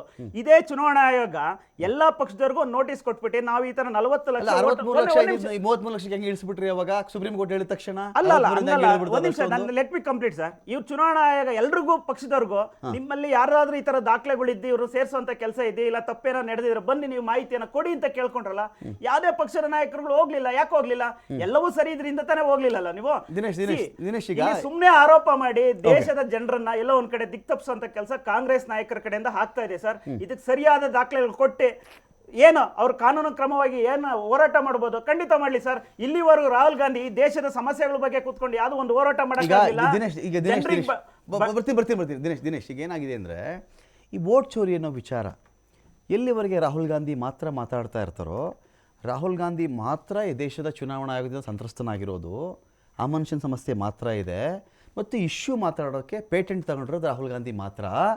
ಬೇರೆ ಎಲ್ಲ ಪಕ್ಷಗಳು ಈ ದೇಶದಲ್ಲಿ ಕಂಫರ್ಟಬಲ್ ಝೋನಲ್ಲಿ ಇವೆ, ಇನ್ಕ್ಲೂಡಿಂಗ್ ಆಮ್ ಆದ್ಮಿ ಪಾರ್ಟಿ ಅಂತ ನಾವು ಅರ್ಥ ಮಾಡ್ಕೋಬೇಕಾ ಇದನ್ನು? ಅಥವಾ ಇಲ್ಲೊಂದು ಯಾರೋ ನಿಮ್ಮ ಕಡೆಯವ್ರು ಬಂದ್ಬಿಡೋದು, ಮಾತಾಡ್ಬಿಟ್ಟು ಹೋಗ್ಬಿಡೋದು, ಅಲ್ಲೇ ಮುದೋಗುತ್ತಾ ಇದು ಅಂತ? ನೀವೆಲ್ಲ ಸಂತೃಪ್ತರ ನೀವು ಇದು ವಿಚಾರ? ಈಗ ವೋಟ್ ಚೋರಿ ಆಗಿದೆಯಾ ಆಗಿಲ್ವಾ ಇದೆ? ಆಗಿದೆ. ನಾನು ಹೇಳ್ತಾ ಇದ್ದೀನಿ, ಮಾತಾಡಲ್ಲ, ಮಾತಾಡಿರೋ ನಾವೇನೆ, ಇದನ್ನು ಸುಪ್ರೀಂ ಕೋರ್ಟ್ ತನಕ ತಗೊಂಡೋಗಿರೋರು ನಾವೇನೆ. ಅದಕ್ಕೆ ಕೊಡ್ತೀನಿ. ಇವತ್ತು ವೋಟ್ ಚೋರಿ ಅಂತ ಏನು ಹೇಳ್ತೀವಲ್ಲ, it is not a survival of single party, it is survival of democracy. ಯಾಕಂದ್ರೆ ಇವತ್ತು ಡೆಮಾಕ್ರಸಿ ನಿಂತಿರೋದೇ ಮತದಾನದ ಹಕ್ಕಿನ ಮೇಲೆ. ಇವತ್ತು ಅದನ್ನೇ ಕಸಿದ ಮೇಲೆ ಇನ್ನು ಡೆಮಾಕ್ರಸಿ ಎಲ್ಲಿದೆ ದೇಶದಲ್ಲಿ ಅಂತ ನಾನು ಕೇಳ್ತೀನಿ. ಇದಕ್ಕೆ ನಿದರ್ಶನ ಅಂದ್ರೆ ಇವತ್ತು ಇದಕ್ಕೆ ಬೆಸ್ಟ್ ಎಕ್ಸಾಂಪಲ್ ಏನಾಗಿದೆ ಅಂದ್ರೆ ಆಡಳಿತ ಪಕ್ಷನೇ ಅಂಪೈರ್ ಆಗ್ಬಿಟ್ಟೈತೆ. ಅದೇ ಸಮಸ್ಯೆ ಆಗಿರೋದು ಇಲ್ಲಿ. ಹಿಂದೆ ಏನು ಎಲೆಕ್ಷನ್ ಕಮಿಷನರ್ ಸೆಲೆಕ್ಷನ್ ಅಲ್ಲಿ ಸುಪ್ರೀಂ ಕೋರ್ಟ್ ಜಡ್ಜ್ ಇರ್ತಿದ್ರು, ಅವ್ರನ್ನ ಹೊರಗಿಟ್ಟಾಗ್ಲೇ ಗೊತ್ತಾಗುತ್ತೆ ಇಲ್ಲಿ ಆಡಳಿತ ಪಕ್ಷನೇ ಅಂಪೈರ್ ಆಗಿದೆ ಅಂತ. ಇದಕ್ಕೆ ಇನ್ನೂ ಒಂದು ನಿದರ್ಶನ ಅಂದ್ರೆ ಚಂಡೀಗಢ್ನಲ್ಲಿ ನಡೆದಂತ ಮೇಯರ್ ಎಲೆಕ್ಷನ್ ಅಲ್ಲಿ ಏನು ಫೆಬ್ರವರಿ 2024ರಲ್ಲಿ ಪ್ರಿಸೈಡಿಂಗ್ ಆಫೀಸರೇ ವೋಟ್ ಚೋರಿ ಮಾಡ್ತಾರೆ, ಸಿಕ್ಕಾಕೊಂಡ್ರು. ಅದು ನಮ್ಮ ಆಮ್ ಆದ್ಮಿ ಪಕ್ಷದ ಮೇಲೆನೆ ಮಾಡಿದ್ದು, ತಗೊಂಡೋಗಿ ಸುಪ್ರೀಂ ಕೋರ್ಟ್ ನಿಲ್ಸುದು. ಸುಪ್ರೀಂ ಕೋರ್ಟ್ ಅಲ್ಲಿ ಏನ್ ಮಾಡಿದ್ರು ಆ ವ್ಯಕ್ತಿಗೆ ಇಷ್ಟೇ, ಅವತ್ತೇ ಆ ವ್ಯಕ್ತಿನ ನೇಣಿಗೇರಿಸಿದ್ರೆ ನಿಜವಾಗ್ಲು ಚಂದ್ರಚೂಡ್ ಅವರು CJ ಅವರು ಇವತ್ತು ಈ ಪರಿಸ್ಥಿತಿ ಬರ್ತಿರ್ಲಿಲ್ಲ. ನಮ್ಮ ದೇಶದಲ್ಲಿ ಕಾನೂನು ಕೂಡ ಸತ್ತೋಗಿದೆ, ಇದನ್ನ ನಾನು ಕರೆಕ್ಟ್ ಆಗಿ ಹೇಳ್ತೀನಿ. ಯಾಕಂದ್ರೆ ಅವತ್ತೇ ಆ ಪ್ರಿಸೈಡಿಂಗ್ ಆಫೀಸರ್ನ ನೇಣಿಗೆ ಹಾಕಿದ್ರೆ ಇವತ್ತು ಈ ದೇಶಕ್ಕೆ ಇಂಥ ದುರ್ಗತಿ ಬರ್ತಿರ್ಲಿಲ್ಲ. ಅದಕ್ಕೆ ಇದೆಲ್ಲ ಕಾರಣ ಆಗಿರೋದು. ಇವತ್ತು ಏನ್ ಮಾಡ್ತಾ ಇದಾರೆ, ಸತ್ತ ವ್ಯಕ್ತಿಲಿ ಬೇಕಾದ್ರೆ ವೋಟ್ ಅನ್ನ ಕ್ರಿಯೇಟ್ ಮಾಡ್ತಾರೆ, ಬದುಕಿರೋ ವ್ಯಕ್ತಿನ ತೆಗಿತಾರೆ, ಯಾರ್ಯಾವ್ದೋ ರಾಜ್ಯದಿಂದ ಕರ್ಕೊಬಂದು ಸೇರಿಸ್ಕೋತಾರೆ, ಒಬ್ಬನೇ ವ್ಯಕ್ತಿ ಕೈಲಿ 20 ಬೇಕಾದ್ರೂ ವೋಟ್ ಮಾಡ್ತಾರೆ. ಅಲ್ಲಪ್ಪ ಇವರು ನಾನು ಹೇಳ್ತೀನಿ ಕೇಳ್ರಿ, ಇವತ್ತು ಒಂದೇ ಒಂದು ಒಂದು ಬ್ಯಾಂಕ್ಗೆ ನೀವು ಆಧಾರ್ ಕಾರ್ಡ್ ಲಿಂಕ್ ಮಾಡಿ ಅಂತೀರಿ, ಒಂದು ಪ್ಯಾನ್ ಕಾರ್ಡ್ಗೆ ಆಧಾರ್ ಕಾರ್ಡ್ ಲಿಂಕ್ ಮಾಡಿ ಅಂತೀರಿ, ಒಂದು BPL ಕಾರ್ಡ್ಗೆ ಆಧಾರ್ ಲಿಂಕ್ ಮಾಡಿ ಅಂತೀರಾ. ಒಂದೇ ಒಂದು ವೋಟರ್ ಐಡಿಗೆ ಒಂದು ಆಧಾರ್ ಕಾರ್ಡ್ ಯಾಕೆ ಲಿಂಕ್ ಮಾಡ್ತಾ ಇಲ್ಲ? ಅಲ್ಲಿಗೆ ಇದು ರಷ್ಯಾ ಮಾದರಿ. ರಷ್ಯಾದಲ್ಲೂ ಹಿಂಗೆ ನಡೆಯೋದು, ಬೇಕಾದ್ರೆ ನೀವು ಕಂಪೇರ್ ಮಾಡಿ. ಅಲ್ಲೂ ಅರ್ಧ ಪ್ರಜಾಪ್ರಭುತ್ವ ಅಂತಾನೆ ಕರೀತಾರೆ. ಅಲ್ಲೇನಾಗ್ತಾ ಇದೆ ನಾರ್ತ್ ಕೊರಿಯಾದಲ್ಲೂ ಎಲೆಕ್ಷನ್ ರಿಸಲ್ಟ್ ಬರೋ ಇನ್ನು ಒತ್ತುತ್ತಿದ್ದಂಗೆ ರಿಸಲ್ಟ್ ಅನೌನ್ಸ್ ಆಗಕ್ ಮುಂಚೆನೆ ರಿಸಲ್ಟ್ ಅನೌನ್ಸ್ ಆಗುತ್ತೆ, ಅಂದ್ರೆ ಕೌಂಟಿಂಗ್ ಮುಂಚೆನೆ ರಿಸಲ್ಟ್ ಅನೌನ್ಸ್ ಆಗುತ್ತೆ ರಷ್ಯಾದಲ್ಲಿ. ಆಮೇಲೆ ಇವ್ರು ಏನು ವೋಟಿಂಗ್ ಪರ್ಸೆಂಟೇಜ್ ಆಗಿರುತ್ತೆ ಅದಕ್ಕಿಂತಲೂ ಜಾಸ್ತಿ ವೋಟು ರೆಕಾರ್ಡ್ ಆಗಿರುತ್ತೆ ಎಲ್ಲಿ ರಷ್ಯಾದಲ್ಲಿ. ಅದೇ ಮಾದರಿ ಇಂಡಿಯಾದಲ್ಲೂ ಆಗ್ತಾ ಇದೆ ಅಂತ ಮಹಾರಾಷ್ಟ್ರದಲ್ಲೂ ಅದೇ ಆಗಿರೋದು. ರಷ್ಯಾ ಮಾದರಿ ಲೆಕ್ಕದಲ್ಲೇ ಮಹಾರಾಷ್ಟ್ರದಲ್ಲೂ ನಾವು ಏನು ವೋಟರ್ಸ್ ಗಿಂತ ಜಾಸ್ತಿ ವೋಟಿಂಗ್ ಪರ್ಸೆಂಟೇಜ್ ಜಾಸ್ತಿ ಆಗ್ತಾ ಇದೆ. ಅಲ್ಲಿಗೆ ಇಲ್ಲಿ ರಷ್ಯಾ ಮಾದರಿ ಎಲೆಕ್ಷನ್ ಕೂತ್ಕೋತೀರ ಹಿಂಗೆ ಜನಗಳ ಬೆಳಗ್ಗೆ ಇದ್ರೆ ವೋಟ್ ಚೋರಿ ಏನನ್ನ ಮಾಡ್ಬೇಕಲ್ರಿ ನೀವು? ಜನ ಏನ್ ಟಿವಿ ನೋಡ್ತಿದಾರಪ್ಪ, ಜನ ವೋಟ್ ಚೋರಿ ರಷ್ಯಾ ಮಾದರಿ ಎಲ್ಲ ಹೇಳ್ತಾ ಇದ್ದೀರಲ್ಲ, ಏನ್ ಮಾಡ್ಬೋದಪ್ಪ? ಕಾಮನ್ ಮ್ಯಾನ್ ಏನ್ರಿ ಮಾಡ್ಬೋದು? ಜನ ಸೇರ್ಬೋದಾ? ಫ್ರೀಡಂ ಪಾರ್ಕ್ ಕರೆಸ್ತೀರಾ ಜನನ? ಜನ ಕರೆಸ್ತೀರಾ ನೀವು? ನಾವ್ ಹೇಳ್ತಾ ಇರೋದು ರಾಮ್ಲೀಲಾ ಕೇಳಿ, ಜನ ದಂಗೆ ಹೇಳ್ಬೇಕು ವ್ಯವಸ್ಥೆ ವಿರುದ್ಧ. ಇದು ಪಿತೂರಿ ಸಂಚು ಮಾಡ್ತಿರೋದು ನೀವು. ಪಿತೂರಿ ಅಂತಲ್ಲ ನಾನು ಹೇಳ್ತಾ ಇರೋದು, ಇವತ್ತಿನ ವ್ಯವಸ್ಥೆ. ನೀವು ಮಾತ್ರ ಮನೇಲಿ ಆರಾಮಾಗಿರಿ, ಸತ್ರ ಬಡ ಜನಗಳು ಸಾಯಲಿ ಒಳಗಡೆ ಅಂತ. ವೋಟ್ ಚೋರಿ ಅಂದ್ರೆ ಇನ್ನೂ ಒಂದು ಹೇಳ್ತೀನಿ, ಹಣ ಕೊಟ್ಟು ವೋಟ್ ಹಾಕಿಸ್ಕೊಳ್ಳೋದು ವೋಟ್ ಚೋರಿನೇ, ಜಾತಿ ಮೇಲೆ ವೋಟ್ ಹಾಕಿಸ್ಕೊಳ್ಳೋದು ವೋಟ್ ಚೋರಿನೇ, ಧರ್ಮದ ಮೇಲೆ ವೋಟ್ ಹಾಕಿಸ್ಕೊಳ್ಳೋದು ವೋಟ್ ಚೋರಿನೇ. ಎಲ್ಲಾ ಚೋರಿಗಳು ಇವತ್ತು ದೇಶದಲ್ಲಿ ನಡೆದು ಇವತ್ತು ಜನಕ್ಕೆ ಗೊತ್ತಿಲ್ಲ. ಇನ್ನು 5-10 ವರ್ಷ ಹೋದ್ರೆ ಈ ಪ್ರಜಾಪ್ರಭುತ್ವ ವ್ಯವಸ್ಥೆನೇ ಇರಲ್ಲ. ಮಹೇಂದ್ರ ಅವರು, ಈಗ ಇಂಥ ಒಂದು ವೋಟ್ ಚೋರಿ ವಿಚಾರಕ್ಕೆ 10,000 ಹಣ ನೀಡ್ಬಿಡುತ್ತೆ ಯಾಕೆ? ಚುನಾವಣೆ ಟೈಮಲ್ಲಿ ಚುನಾವಣಾ ಆಯೋಗ ಏನಕ್ಕೂ ಆಕ್ಷೇಪಣೆ ಮಾಡಲ್ಲ ಯಾಕೆ? BJP ಸರ್ಕಾರ ಮತ್ತು ಚುನಾವಣಾ ಆಯೋಗ ಒಂದೇ ನಾಣ್ಯದ ಎರಡು ಮುಖಗಳು, ಇವೆಲ್ಲ ಮಾತಾಡ್ತಿರಲ್ಲ ನಿಮ್ಮ ನಾಯಕರುಗಳು. ಏನು ಮಾಡಕ್ಕೆ ಹೊರಟಿದ್ದೀರಿ? ಆಯ್ತಪ್ಪ, ಈಗ ಇನ್ನೂ ರಾಮ್ಲೀಲಾ ಮೈದಾನನ ಇನ್ನೊಂದು 5 ವರ್ಷಕ್ಕೆ ಬುಕ್ ಮಾಡ್ಕೊಂಬಿಡಿ, ಒಂದೊಂದು ಪ್ರತಿ ವಾರಕ್ಕೋ ತಿಂಗಳಿಗೋ ಯಾವಾಗ ನಿಮ್ಮ ನಾಯಕರುಗಳಿಗೆ ಮೈಕ್ ಮುಂದೆ ನಿಂತ್ಕೋಬೇಕು ಅನಿಸುತ್ತೋ ಅವಾಗೆಲ್ಲ ಮಾಡ್ಕೊಂಬಿಡಿ. ಜನ ಏನು ಮಾಡ್ಬೋದು ಹೇಳಿ? ಇವು ದಂಗೆ ಹೇಳಬೇಕು ಅನ್ನೋದಾದರೆ ದಂಗೆ ಪಿತೂರಿ ನಿಮ್ಮಲ್ಲೇ ಬರುತ್ತೆ. ಮತ್ತು ದಂಗೆಯಲ್ಲಿ ರಾಹುಲ್ ಗಾಂಧಿ ಒಳ್ಳೆ 10 ಜನಪಥ ರಸ್ತೆನ ಎಲ್ಲಿ ರಾಹುಲ್ ಗಾಂಧಿ ಮನೆ ಇರೋದೀಗ ಅಲ್ಲೆಲ್ಲ ಖಾಲಿ ಮಾಡಿಸಿ ಮತ್ತೆ ಕೊಟ್ರಲ್ಲ, ಅಲ್ಲೆಲ್ಲ ಆರಾಮಾಗಿ ಕೂತ್ಕೊಂಡು ಬಡ ಜನ ಮತ್ತೆ ಬೀದಿಗೆ ಹೋಗಿ ಜೆನ್ಜಿ ಮಾದರಿ ದಂಗೆ ಎದ್ದುಬಿಡಿ. ಆ ಒಂದಿದ ಈಗ ನಾಲೆಡ್ಜ್ ತುಂಬ್ತಾ ಇದ್ದೀರಾ ನೀವು. ಆಗಿರೋ ಅನ್ಯಾಯದ ಬಗ್ಗೆ ಗೊಳೋ ಅಂತ ಇದ್ದೀರ ಅವ್ರ ಮುಂದೆ. ಅಯ್ಯೋ ಪಾಪ ಈ ಹುಡುಗ ಗೆಲ್ತಿದ್ದ, ಪಾಪ ಯಾರೋ ಟ್ರೋಫಿ ಕಿತ್ಕೊಂಡು ಹೋಗ್ಬಿಟ್ರಂತೆ. ಆ ಒಂದು ಅನುಕಂಪ ಬರಬಹುದೇ ವಿನಃ ಈ ಒಂದು ನಿಮ್ಮ ಆರೋಪವನ್ನು ಜಯವನ್ನಾಗಿ ನೀವು ಪರಿವರ್ತಿಸಲಾರಿರಿ. ಇದಕ್ಕೆ ನೋಡಿ ಒಂದೇ ಹೇಳ್ತೇನೆ. ಮೊದಲನೇದಾಗಿ ನಾನು ನಮ್ಮ ಬಿಜೆಪಿ ಸ್ನೇಹಿತರು ದಿನೇಶ್ ಅವರು ಹೇಳಿದ್ರಿಂದ ಶುರು ಮಾಡ್ತೀನಿ. ಅಲ್ಲ ಗೋವಿಂದರಾಜು ಗೋವಿಂದರಾಜು ಅವರು ಹೇಳಿದ್ರಿಂದ ನಾವು ಅದೇನು ಜನರ ಸಮಸ್ಯೆ ಅಲ್ಲ, ಇದು ಬರೀ ಕಾಂಗ್ರೆಸ್ ಸಮಸ್ಯೆ ಅಂತ ಹೇಳಿದ್ರು. ಒಂದು ನಮ್ಮ ಆಮ್ ಆದ್ಮಿ ಪಾರ್ಟಿ ವಕ್ತಾರರು ಕೂಡ ನಮಗೂ ಅಂದರೆ ಟೋಟಲ್ ಅಲೈನ್ಮೆಂಟ್ ಇಲ್ಲದೆ ಅಟ್ಲೀಸ್ಟ್ ಹಿ ಅಕ್ನಾಲೇಜ್ ದಟ್ ಈ ರೀತಿ ಒಂದು ವಿಷಯ ಒಂದು. ಆಮೇಲೆ ಜನರ ಸಮಸ್ಯೆ ಅಲ್ಲ ಅನ್ನೋಕ್ಕೆ ನಾವು ಇಡೀ ದೇಶದಿಂದ ಕೋಟ್ಯಾಂತರ ಜನ ಸಹಿ ಹಾಕಿ ಫೋನ್ ನಂಬರ್ಗಳು ಕೊಟ್ಟು ಎತ್ತಿಗೋ ಕಳಿಸ್ತಾ ಇರಲಿಲ್ಲ. ಒಂದು. ಎರಡನೇದು, ನೀವು ಅಷ್ಟಿದ್ರೆ ಇದು ಎಲೆಕ್ಷನ್ ಕಮಿಷನ್ಗೆ ಹೋಗಿ ದಾಖಲೆ ಕೊಡಿ. ನೋಡಿ ಸ್ವಾಮಿ, ಕಾಂಗ್ರೆಸ್ಸಿಂದ ರಾಹುಲ್ ಗಾಂಧಿ ಅವರು 4 ಲೆಟರ್ ಬರೆದ್ರು ಎಲೆಕ್ಷನ್ ಕಮಿಷನ್ಗೆ. ಏನು ನಿಮ್ದು ಇದರದ್ದು ಬಗ್ಗೆ ನಮಗೆ ಡೀಟೇಲ್ಸ್ ಕೊಡಿ ಅಂತ. ಅದಲ್ಲದೆ ನ್ಯಾಷನಲ್ ಅಧ್ಯಕ್ಷರು ಮತ್ತು ಕೆಲವು ಸ್ಟೇಟ್ ಮುಖ್ಯಮಂತ್ರಿಗಳು ಮತ್ತು ಕೆಲವು ರಾಜ್ಯದಲ್ಲಿನ PCC ಅಧ್ಯಕ್ಷರುಗಳು ಸೇರಿ 11 ಅಧಿಕೃತವಾಗಿ, ನಾನು ಕೂತ್ಕೊಂಡು ಬರೆದ್ರು ಇನ್ನೊಬ್ರು ಬರೆದ್ರು ಅಂತ ಹೇಳ್ತಾ ಇಲ್ಲ, ಅಧಿಕೃತವಾಗಿ ಪ್ರೋಟೋಕಾಲ್ ಇರ್ತಕ್ಕಂಥವರು ಈ ಎಲೆಕ್ಷನ್ ಕಮಿಷನ್ ಅವರು ಆ ಲೆಟರ್ನ ಅಕ್ನಾಲೇಜ್ ಮಾಡಿ ರಿಪ್ಲೈ ಮಾಡಲೇಬೇಕಂತವರು 11 ಪತ್ರಗಳು, ಅದರಲ್ಲಿ 4 ರಾಹುಲ್ ಗಾಂಧಿ ಅವ್ರದ್ದು ಸೇರೋಯ್ತು. ಒಂದೇ ಒಂದು ಪತ್ರಕ್ಕೆ ರೆಸ್ಪಾನ್ಸ್ ECಯಿಂದ ಇಲ್ಲ. ಆಮೇಲೆ ಡಿಜಿಟಲ್ ಲಿಸ್ಟು ಪ್ರತಿ ವರ್ಷ ಕೊಡ್ತಾ ಇದ್ರು. ಇವ್ರು ಹೇಳ್ತಾರಲ್ಲ, ನೀವು 2008ರಲ್ಲಿ ಗೆದ್ದಾಗ ನಿಮ್ಗೆ ಚೆನ್ನಾಗಿತ್ತು, 14ರಲ್ಲಿ ಗೆದ್ದಾಗ ಚೆನ್ನಾಗಿತ್ತು. 2008ರಲ್ಲಿ ಗೆದ್ದಾಗ ನಾವು ಡಿಜಿಟಲ್ ಲಿಸ್ಟ್ ಕೊಟ್ಟಿದ್ರಿ, 2014ರಲ್ಲಿ ಕೇಳಿದಾಗ ಡಿಜಿಟಲ್ ಲಿಸ್ಟ್ ಕೊಟ್ಟಿದ್ರಿ. ಈಗ ಡಿಜಿಟಲ್ ಲಿಸ್ಟ್ ಕೊಡಕ್ಕೆ ಬರಲ್ಲ, ಯಾಕೆ ಹೇಳ್ತಾ ಇದ್ದೀರಾ? ಇದೇ ರೀತಿ ಹೇಳ್ತಿರಲ್ಲ. 2008, 14, 2008ರಲ್ಲಿ CCTV ಫುಟೇಜ್ ಕೇಳಿದವ್ರು ರಿಲೀಸ್ ಮಾಡ್ತಾ ಇದ್ರು. ಈಗ ನೀವೊಬ್ರು ಕ್ಯಾಂಡಿಡೇಟ್ ಆಗಿ ನೀವು ಸೋರ್ಲಿ ಗೆಲ್ಲಿ, ಅದಾದ್ಮೇಲೆ ನನಗೆ ಈ 10 ಬೂತದು ಕೊಡಿ ಅಂತ ಕೊಟ್ಟರೆ ಅದಕ್ಕೇನೋ ಒಂದು ಮಿನಿಮಮ್ ಫೀ ಇದೆ, ಅದು ಕಟ್ಟಿದ್ರೆ ನಿಮ್ಗೆ CCTV ಫುಟೇಜ್ ಕೊಡೋರು ಪೂರ್ತಿ ಬೂತದು. ಈಗ ಕಾನೂನು ತಂದುಬಿಟ್ರು. ಏನು ಹಂಗೆ ಕೊಟ್ಬಿಟ್ರೆ ಮಹಿಳೆಯರಿಗೆ ಮತ್ತು ಬಂದವ್ರಿಗೆ ಅಲ್ಲಿ ಸೇಫ್ಟಿ ಇದು ಪ್ರಾಬ್ಲಮ್ಮು ಅಂತ. ಯಾಕೆ 2008ನಲ್ಲಿ ಇದ್ದಾಗ ನಮ್ಗೆ ಆದ ವಿಷಯ ಇರಲಿಲ್ವಾ? ಇವ್ರು ಗೆದ್ದಕ್ಕೆ ಸೋತಾಗ ಆ ಥರ ವಿಷಯ ಇರಲಿಲ್ವಾ? ಹಂಗಾಗಿ ಇಲ್ಲೇ ಗೊತ್ತಾಗತ್ತೆ ಈ ಥರ ನೀವು ನೋಡ್ಕೊಳಕ್ಕೆ ಇದು ಜೆನ್ಯೂನ್ ಅಲ್ವಾ? ಈಗ ನಾನು ಹೇಳಿದ್ದು ಯಾವ್ದಾದ್ರು ಒಂದು ಸರಿ ಇಲ್ಲ, ನಿಸ್ವಾರ್ಥವಾಗಿ ಮಾಡಲಿ. ಇದು ಕಾಂಗ್ರೆಸ್ ಆರೋಪ, BJP ಆರೋಪ, ಆಮ್ ಆದ್ಮಿ ಪಾರ್ಟಿ ಆರೋಪ ಅಂತ ಕೇಳೋದು ಬೇಡ. ಇದು ಜೆನ್ಯೂನ್ ಆಗಿ ಆಗಿರ್ತಕ್ಕಂಥ ವಿಷಯ. ಎಲೆಕ್ಷನ್ ಡಿಕ್ಲೇರ್ ಆದಮೇಲೆ ಬಿಹಾರಲ್ಲಿ 10,000 ರೂಪಾಯಿ ನೀವು ಕೊಡ್ತಾ ಇದ್ದೀರಾ. ಡಿಕ್ಲೇರ್ ಆದಮೇಲೆ ಅದು ಮುಂಚೆನೆ ಪ್ರೀ ಪ್ಲಾನ್ ಸ್ಕೀಮ್ ಅಂದ್ಬಿಟ್ಟು ಅದನ್ನ ಎಲೆಕ್ಷನ್ ಕಮಿಷನ್ಗೆ ಅದನ್ನು ತಡೆಯೋ ತಾಕತ್ತಿಲ್ಲ ಅಂದ್ರೆ ಇನ್ನು ಅದು ಎಲೆಕ್ಷನ್ ಕಮಿಷನ್ ಇದ್ರೆಷ್ಟು. ಬೈ ಎಲೆಕ್ಷನ್ ಟೈಮಲ್ಲಿ ನೀವು ಗೃಹಲಕ್ಷ್ಮಿ ಹಣ ಹಾಕ್ದಾಗ 6,000 ರೂಪಾಯಿ ಚೆನ್ನಾಗಿತ್ತಾ? ಬೈ ಎಲೆಕ್ಷನ್ಗೆ ಹಾಕಬಾರ್ದು ಅಂತಕ್ಕಂಥ ರೂಲ್ ಇಲ್ಲ. ಇದು ಜನರಲ್ ಎಲೆಕ್ಷನ್. ಎಲೆಕ್ಷನ್ ಬಂದು ಬೈ ಎಲೆಕ್ಷನ್ ಬಂದು ಅದೇ ಗೃಹಲಕ್ಷ್ಮಿ ನೀವು ಹಾಕಿರೋ ಜನ ಸುಳ್ಳು. ಅವಾಗ ರಾಜ್ಯಕ್ಕೆ ನಮ್ದು ಯಾವ ರೀತಿ ಸೈಕಲ್ ಇದೆ ಆ ಸೈಕಲ್ ಅಲ್ಲಿ ಹಾಕಿದ್ದು 3 ತಿಂಗಳು ಪೆಂಡಿಂಗ್ ಉಳಿಸ್ಕೊಂಡು ಹಾಕ್ಬಿಟ್ರೆ 6,000 ರೂಪಾಯಿ ನೀವು 3 ತಿಂಗಳೇ ಕೊಡ್ಕೊಂಡ್ ಬರ್ತಾ ಇರೋದು ಗೃಹಲಕ್ಷ್ಮಿ. ಲಾಸ್ಟ್ ಒಂದು ಎಷ್ಟು ನಾನೇ ಒಂದು ಕ್ಷೇತ್ರಕ್ಕೆ ಅಧ್ಯಕ್ಷ ಇದ್ದೀನಿ ಗ್ಯಾರಂಟಿ ಯೋಜನೆಗಳಿಗೆ. ನನಗೆ ಅದಕ್ಕೆ ಬಹಳ ಚೆನ್ನಾಗಿ ಗೊತ್ತು. ಪ್ರತಿ ಸಲ ಹೇಳ್ತಾ ಇದ್ದೀನಿ, ನಾವು 3 ತಿಂಗಳಿಗೆ ಕೊಟ್ಕೊಂಡ್ ಬರ್ತಾ ಇರೋದು. ಇದು ಅದು ಆ ಸೈಕಲ್ ಅಲ್ಲಿ ಬಂದಿದೆ, ಕೊಟ್ಟಿದೆ. ಅದನ್ನೇನು ನಾವೇನು ಟೈಮಿಂಗ್ ಏನು ಮಾಡಿಲ್ಲ ಕೊಡುವಂತದ್ದು. ಆದ್ಮೇಲೆ ನೀವು ಯಾವುದೇ ರೀತಿ 10,000 ರೂಪಾಯಿ ಒಂದು ಅಧಿಕೃತವಾಗಿ ಆಮಿಷ ಕೊಡ್ತಾ ಇದ್ದಾರೆ. ಇವ್ರು ಹೇಳಿದ್ರು ಆಮಿಷವಾಗಿ ಕೊಟ್ರು ಓಟ್ ಚೋರಿನೇ, ಧರ್ಮದ ಮೇಲೆ ಕೇಳಿದ್ರು ಓಟ್ ಚೋರಿನೇ. ಅವೆಲ್ಲ ಲೆಕ್ಕ ಬರ್ಲಿಲ್ವಾ ಅವಾಗ? ಅದು ಸರಿನಾ? ಎಲೆಕ್ಷನ್ ಕಮಿಷನ್ ಒಂದು ತಡೀರಿ ಅಥವಾ ಒಂದು ಫ್ಲಾಗ್ ಒಂದು ಸಣ್ಣ ನೋಟಿಸ್ ಮುಸ್ಲಿಂ ಅಂತೀರಾ? ನಾನು ಇವ್ರು ಹೇಳಿದ್ದನ್ನ ಇದಾಗಿ ತಗೊಂಡೆ ಅಷ್ಟೇ. ಯಾವುದಕ್ಕೂ ಇದೇ ಲೆಕ್ಕನೇ ಇಲ್ವಾ? ಎಲೆಕ್ಷನ್ ಕಮಿಷನ್ ಒಂದು ಸದ್ಯ ಚೀಮಾರಿ ಹಾಕಿ ಒಂದು ನೋಟಿಸ್ ಕೊಡ್ತಕ್ಕಂಥ ಶಕ್ತಿನೂ ಎಲೆಕ್ಷನ್ ಕಮಿಷನ್ಗೆ ಇವತ್ತು ಇಲ್ಲದೇ ಇರೋ ಅಂತ ಪರಿಸ್ಥಿತಿ ಬಂದಿದೆ ಅಂದ್ರೆ, ಇವತ್ತು ನಾನು ಯಾವುದೇ ಆಗಲಿ, ಅದು ಡಿಜಿಟಲ್ ಲಿಸ್ಟ್ ಇರ್ಬೋದು, CCTV ಫುಟೇಜ್ ಇರ್ಬೋದು, ಕಾಂಗ್ರೆಸ್ ಬರೆದಂತ ಲೆಟರ್ಗೆ ರೆಸ್ಪಾನ್ಸ್ ಇಲ್ಲದೆ ಇರ್ಬೋದು, ಇದೆಲ್ಲಾನು ನಾವು ಮಾಡಿರ್ತಕ್ಕಂಥ ಅಧಿಕೃತ ಪ್ರಯತ್ನನೇ. ಯಾವುದು ಫಲ ಬರಲಿಲ್ಲ ಅಂದಾಗ, ಕೋರ್ಟ್ಗೆ ಹೋದ್ರು ಫಲ ಬರಲಿಲ್ಲ ಅಂತ ಇವ್ರು ಹೇಳಿದಾಗ ನಾವು ಇನ್ನು ಜನದ ಹತ್ರ ಹೋಗ್ಬೇಕು. ಇನ್ನೇನಿದೆ ಪ್ರಜಾಪ್ರಭುತ್ವದಲ್ಲಿ ನಾವ್ ಇನ್ನೇನ್ ಮಾಡಬಲ್ರಿ? ನಾವೇನಾರು ಹೇಳ್ದಂಗೆ ನಾವೇನು ಯಾರಿಗೂ ದಂಗೆ ಹೇಳ್ತಾ ಇಲ್ಲ. ಅರಿವು ತಿಳ್ಕೊಂಡೆ ನಾನು ಮೋಸ ನಡೆದಿದೆ ಇವರಿಗೆ. ಸರ್ ನಾನೇನ್ ಹೇಳ್ತಾ ಇದ್ದೀನಿ, ಇರೋ ಅಷ್ಟು ಪಿಲ್ಲರ್ ಅಲ್ಲಿ ಎಲ್ಲೂ ನಮ್ಗೆ ನ್ಯಾಯ ಸಿಗ್ತಾ ಇಲ್ಲ. ನಾನು ಕೊಟ್ಟಿರ್ತಕ್ಕಂಥ ಎಕ್ಸಾಂಪಲ್ಗಳೇ ಇದಕ್ಕೆ ಸಾಕ್ಷಿ. ಆಮೇಲೆ ಇದೆಲ್ಲ ಜೆನ್ಯೂನ್ ಎಕ್ಸಾಂಪಲ್. ಯಾವುದು ಇದು ನಾನು ಮಾಡ್ತಕ್ಕಂಥ ಆರೋಪ ಅಲ್ಲ, ನಡೆದಿರೋದು. 11 ಲೆಟರ್ ನಾವು ಬರ್ದಿರೋದು ಸುಳ್ಳ? ನೀವು CCTV ಫುಟೇಜ್ ಕೇಳಿದ ತಕ್ಷಣ ಕೊಡಕ್ಕಾಗಲ್ಲ ಅಂತ ಕಾನೂನೇ ಬದಲಿಸೋದು ಸುಳ್ಳ? ಕೇಳಿ ಈಗ ಕೇಳಿ ಗೋವಿಂದರಾಜ್ ಅವರೇ ಈಗ ನೋಡಿ, ಇಂಥ ವಿಚಾರಗಳು ಬಂದಾಗ ಈಗ ಇವ್ರದ್ದು ಅವ್ರ ಸಂಕಟನೂ ಹೇಳ್ಕೊಳ್ತಾ ಇದ್ದಾರೆ, ಅವ್ರ ದೂರು ಹೇಳ್ತಾ ಇದ್ದಾರೆ, ಅವ್ರ ಪತ್ರದ ಬಗ್ಗೆನೂ ಮಾತಾಡ್ತಾ ಇದ್ದಾರೆ. BJP ಈ ದೇಶದಲ್ಲಿ ನೀವು ಒಂದು ಪಕ್ಷವೇ, ಒಂದು ರಾಜಕೀಯ ಪಕ್ಷವೇ.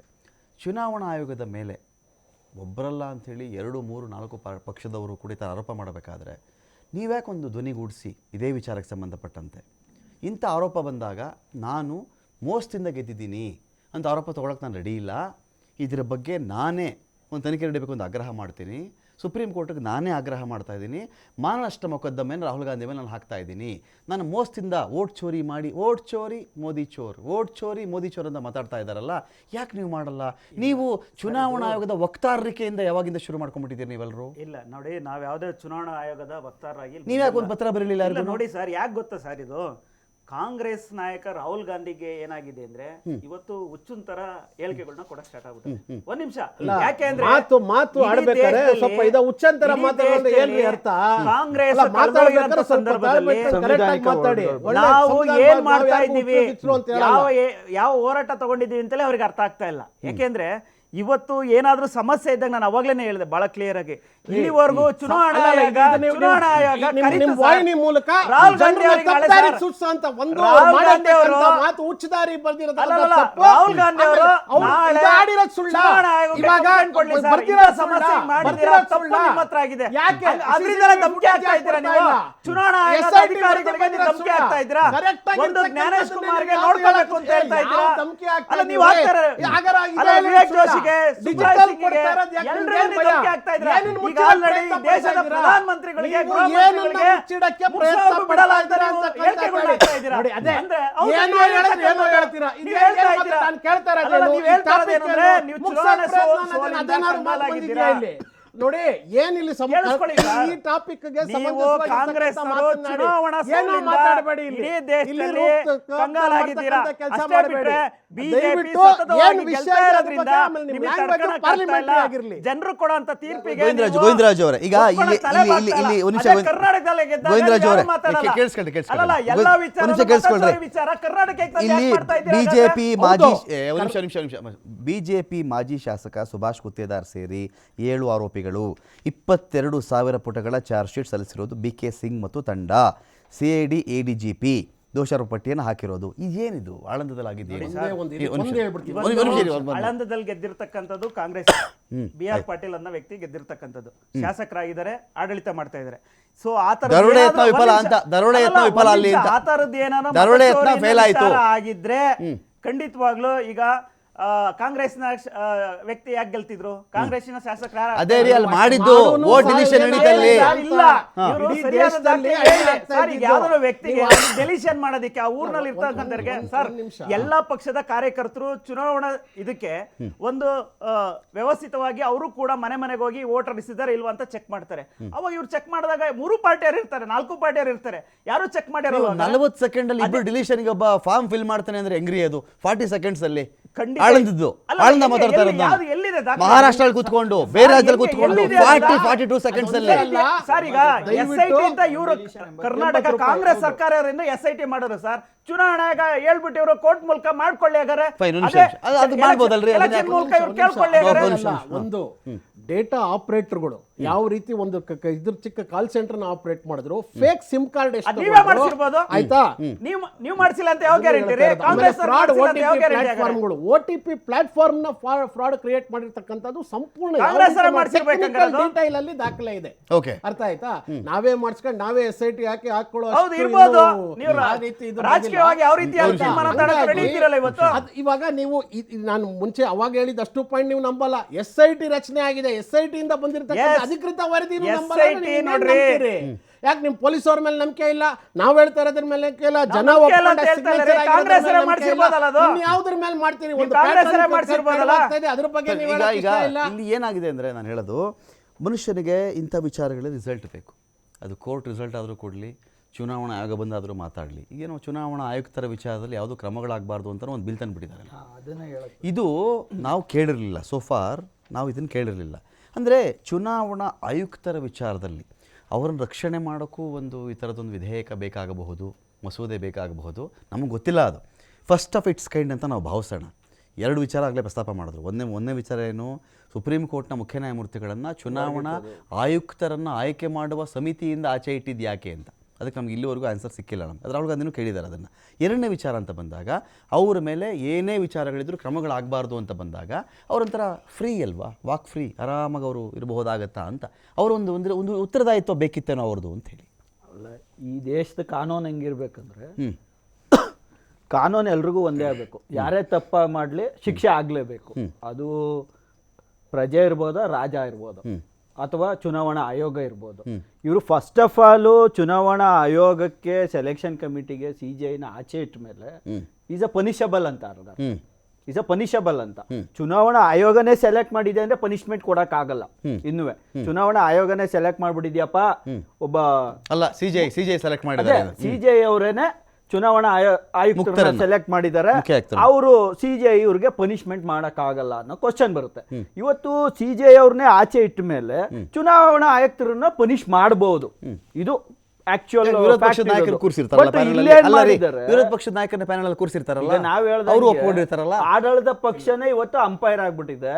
ಇನ್ನು ಜನರಿಗೆ ಮತಕ್ಕೆ ಗೆಲುವೆಲ್ಲಿದೆ? ಓಕೆ, ಇವತ್ತು ಆಡಳಿತ ಪಕ್ಷನೇ ನಾವು ಇವರು ಅಂಪೈರ್ ಮಾಡ್ಕೊಂಡು ಕೂತ್ಕೊಬಿಟ್ರೆ ಎಲ್ಲಿ ಯಾರನ್ನ ಕೇಳಕ್ಕಾಗುತ್ತೆ? ಅದಕ್ಕೆ ನಾನು ಗೋವಿಂದರಾಜ್ ಅವ್ರು ಕೇಳಿದೆ, ನೀವು ಇದ್ರ ಬಗ್ಗೆ ಫೈಟ್ ಮಾಡ್ಬೇಕಾಗಿತ್ರಿ, ಇಂತ ದೋಷಾರೋಪ ಹೊತ್ಕೊಂಡು ಯಾಕ್ರಿ ಹಿಂಗ್ ಮಾಡ್ತೀರಿ ನೀವು ಅಂತ ಕೇಳಿದೆ. ಇಂಥ ಆರೋಪ ನೀವ್ ಯಾಕೆ ಹೊತ್ಕೋತೀರಿ?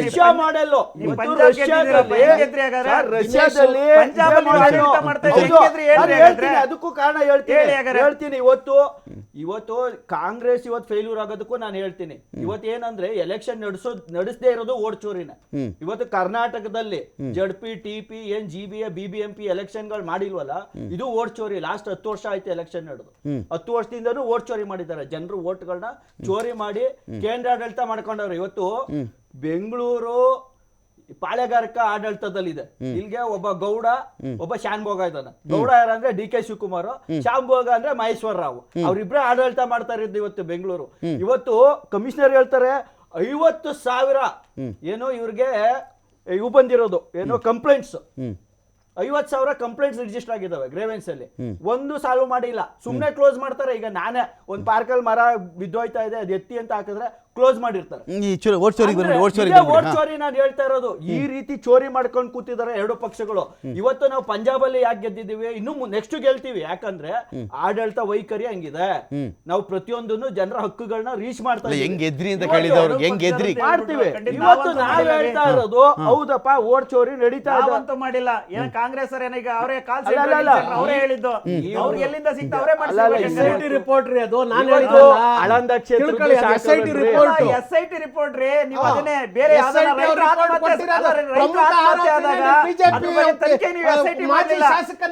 ಕಾಂಗ್ರೆಸ್ ಗೌರ್ಮೆಂಟ್ ಐತೆ, ರಾಹುಲ್ ಗಾಂಧಿ ಫಸ್ಟ್ ನೀವು SIT ಇವತ್ತು ಗರ್ಭಿಣಿಯರ ಸಾವಾದಾಗ ತನಿಖೆ ಮಾಡಿಸ್ತಿಲ್ಲ. ಇವತ್ತು ಹಾಸ್ಟೆಲ್ ಅಲ್ಲಿ ಗರ್ಭಿಣಿ ಆಗ್ತಾ ಇದೆ, ಅದ್ರ ಬಗ್ಗೆ ತನಿಖೆ ಮಾಡಿಸ್ತಾ ಇಲ್ಲ. ನೀವು ರಾಹುಲ್ ಗಾಂಧಿಗೋಸ್ಕರ ನೀವು ರಾಹುಲ್ ಗಾಂಧಿಗೋಸ್ಕರ ಈ ಜಡ್ಜ್ಗಳದ್ದು ಏನ್ ಮಾತಾಡ್ತಾರೆ ಅದ್ರ ಮುಂದ್ಬರದವಾಗುವಾಗ ಒಂದೇ ಒಂದು ಮಾತು ಹೇಳ್ತೀನಿ.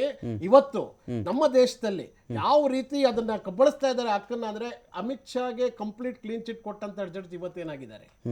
ನೀವು 5-6 ಈ ತರ ನಾನು ದಾಖಲೆ ಅಂದ್ರೆ ಎಲ್ಲರ ಮುಂದೆ ಹೆಸರು ಹೇಳಿ ಅದ್ರದ್ದು ಕೊಡ್ತೀನಿ.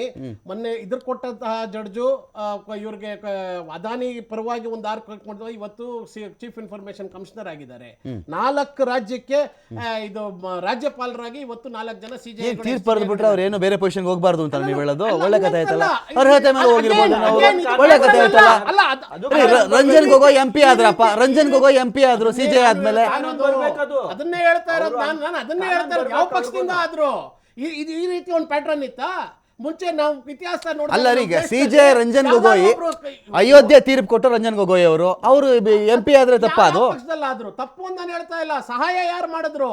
ಏನಕ್ಕೆ ನಿಮ್ಗೆ ಅದನ್ನು ಗಿಫ್ಟ್ ಬ್ಯಾಕ್ ಕೊಡ್ತಾ ಇದ್ದಾರಾ? ನಿಮ್ಗೇನು ಸ್ಟೇಟಸ್ ಇದನ್ನು ಕ್ವಿಡ್ ಪ್ರೋ ಕ್ರೋ ಮಾಡ್ತಾ ಇದ್ದಾರಾ ಅಲ್ಲಿ? ಏನಕ್ಕೆ ಕೊಡಬೇಕು? ನೀವೊಂದು ಅದು ಪಂಚ ನ್ಯಾಯಮೂರ್ತಿಗಳ ಪೀಠ ಅದು, ಪಂಚ ನ್ಯಾಯಮೂರ್ತಿಗಳ ಪೀಠ ಅದು. ರಿಟೈರ್ಡ್ ಆಗಿ ಕೇವಲ 2 ತಿಂಗಳು, ನನಗೆ ಗೊತ್ತಿರಂಗೆ 2.5 ತಿಂಗಳು ಗ್ಯಾಪ್ ಏನೋ ಅನ್ಸುತ್ತೆ, I am not very sure. ಅಷ್ಟರಲ್ಲಿ ನೀವು ರಾಜ್ಯಪಾಲ ನಿಮ್ಗೆ ರಾಜ್ಯಸಭೆ ಇದು ಸಿಕ್ಬಿಡುತ್ತೆ ಮೆಂಬರ್ಶಿಪ್ ಅಂದ್ರೆ ಇನ್ ಏನ್ ಮೆಸೇಜ್ ಕೊಡ್ತಾ ಇದ್ದೀರಾ ನೀವು? ಅಲ್ಲಿ ನೀವೇನ್ ಮುಂಚೆನೆ ಡೀಲ್ ಮಾಡ್ಕೊಂಡು ಮಾಡಿದ್ರಾ? ಚರ್ಚೆ ನಾನು ನಿಮ್ಮನ್ನ ಕೇಳಬೇಕೀಗ ಸುಧೀಂದ್ರ ಅವರೇ, ಇಂಥ ವಿಚಾರಗಳಲ್ಲಿ ಎಲ್ಲಿಯವರೆಗೆ ನಿಮ್ಮದು ಈ ಜಾಥಾ ಅಥವಾ ನೆಕ್ಸ್ಟ್ ಬೀದಿ ನಾಟಕದ ಕಾರ್ಯಕ್ರಮಗಳಿದೆಯಾ? ಬೀದಿಗೆ ಹೋಗಿ ಓಟ್ ಚೋರಿ ಆಯಿತು ಅಂತ ಜನಜಾಗೃತಿ ಮೂಡಿಸುವಂಥ ಜನಜಾಗೃತರಾಯದ್ರಪ್ಪ ಇವತ್ತು ಆಯಿತು, ಒಂದು ದೇಶದ ಅರ್ಧ ಭಾಗ ಜನ ಜಾಗೃತರಾದರು ಅಂತಲೇ ಭಾವಿಸೋಣ. ನಿಮ್ಮ ಲಾಜಿಕಲ್ ಎಂಡು, ಲೀಗಲ್ ಎಂಡು ಎಲ್ಲಿಗಿದು? ಲೀಗಲ್ ಎಂಡ್ ಬೇಕಲ್ಲ ಇದಕ್ಕೆ? ಹೌದು ಖಂಡಿತ. ಪ್ರತಿಯೊಂದಕ್ಕೂ we have to take it to the logical conclusion. ನೀವು ಹೇಳೋದು ನಾನು 100% ಒಪ್ತೀನಿ.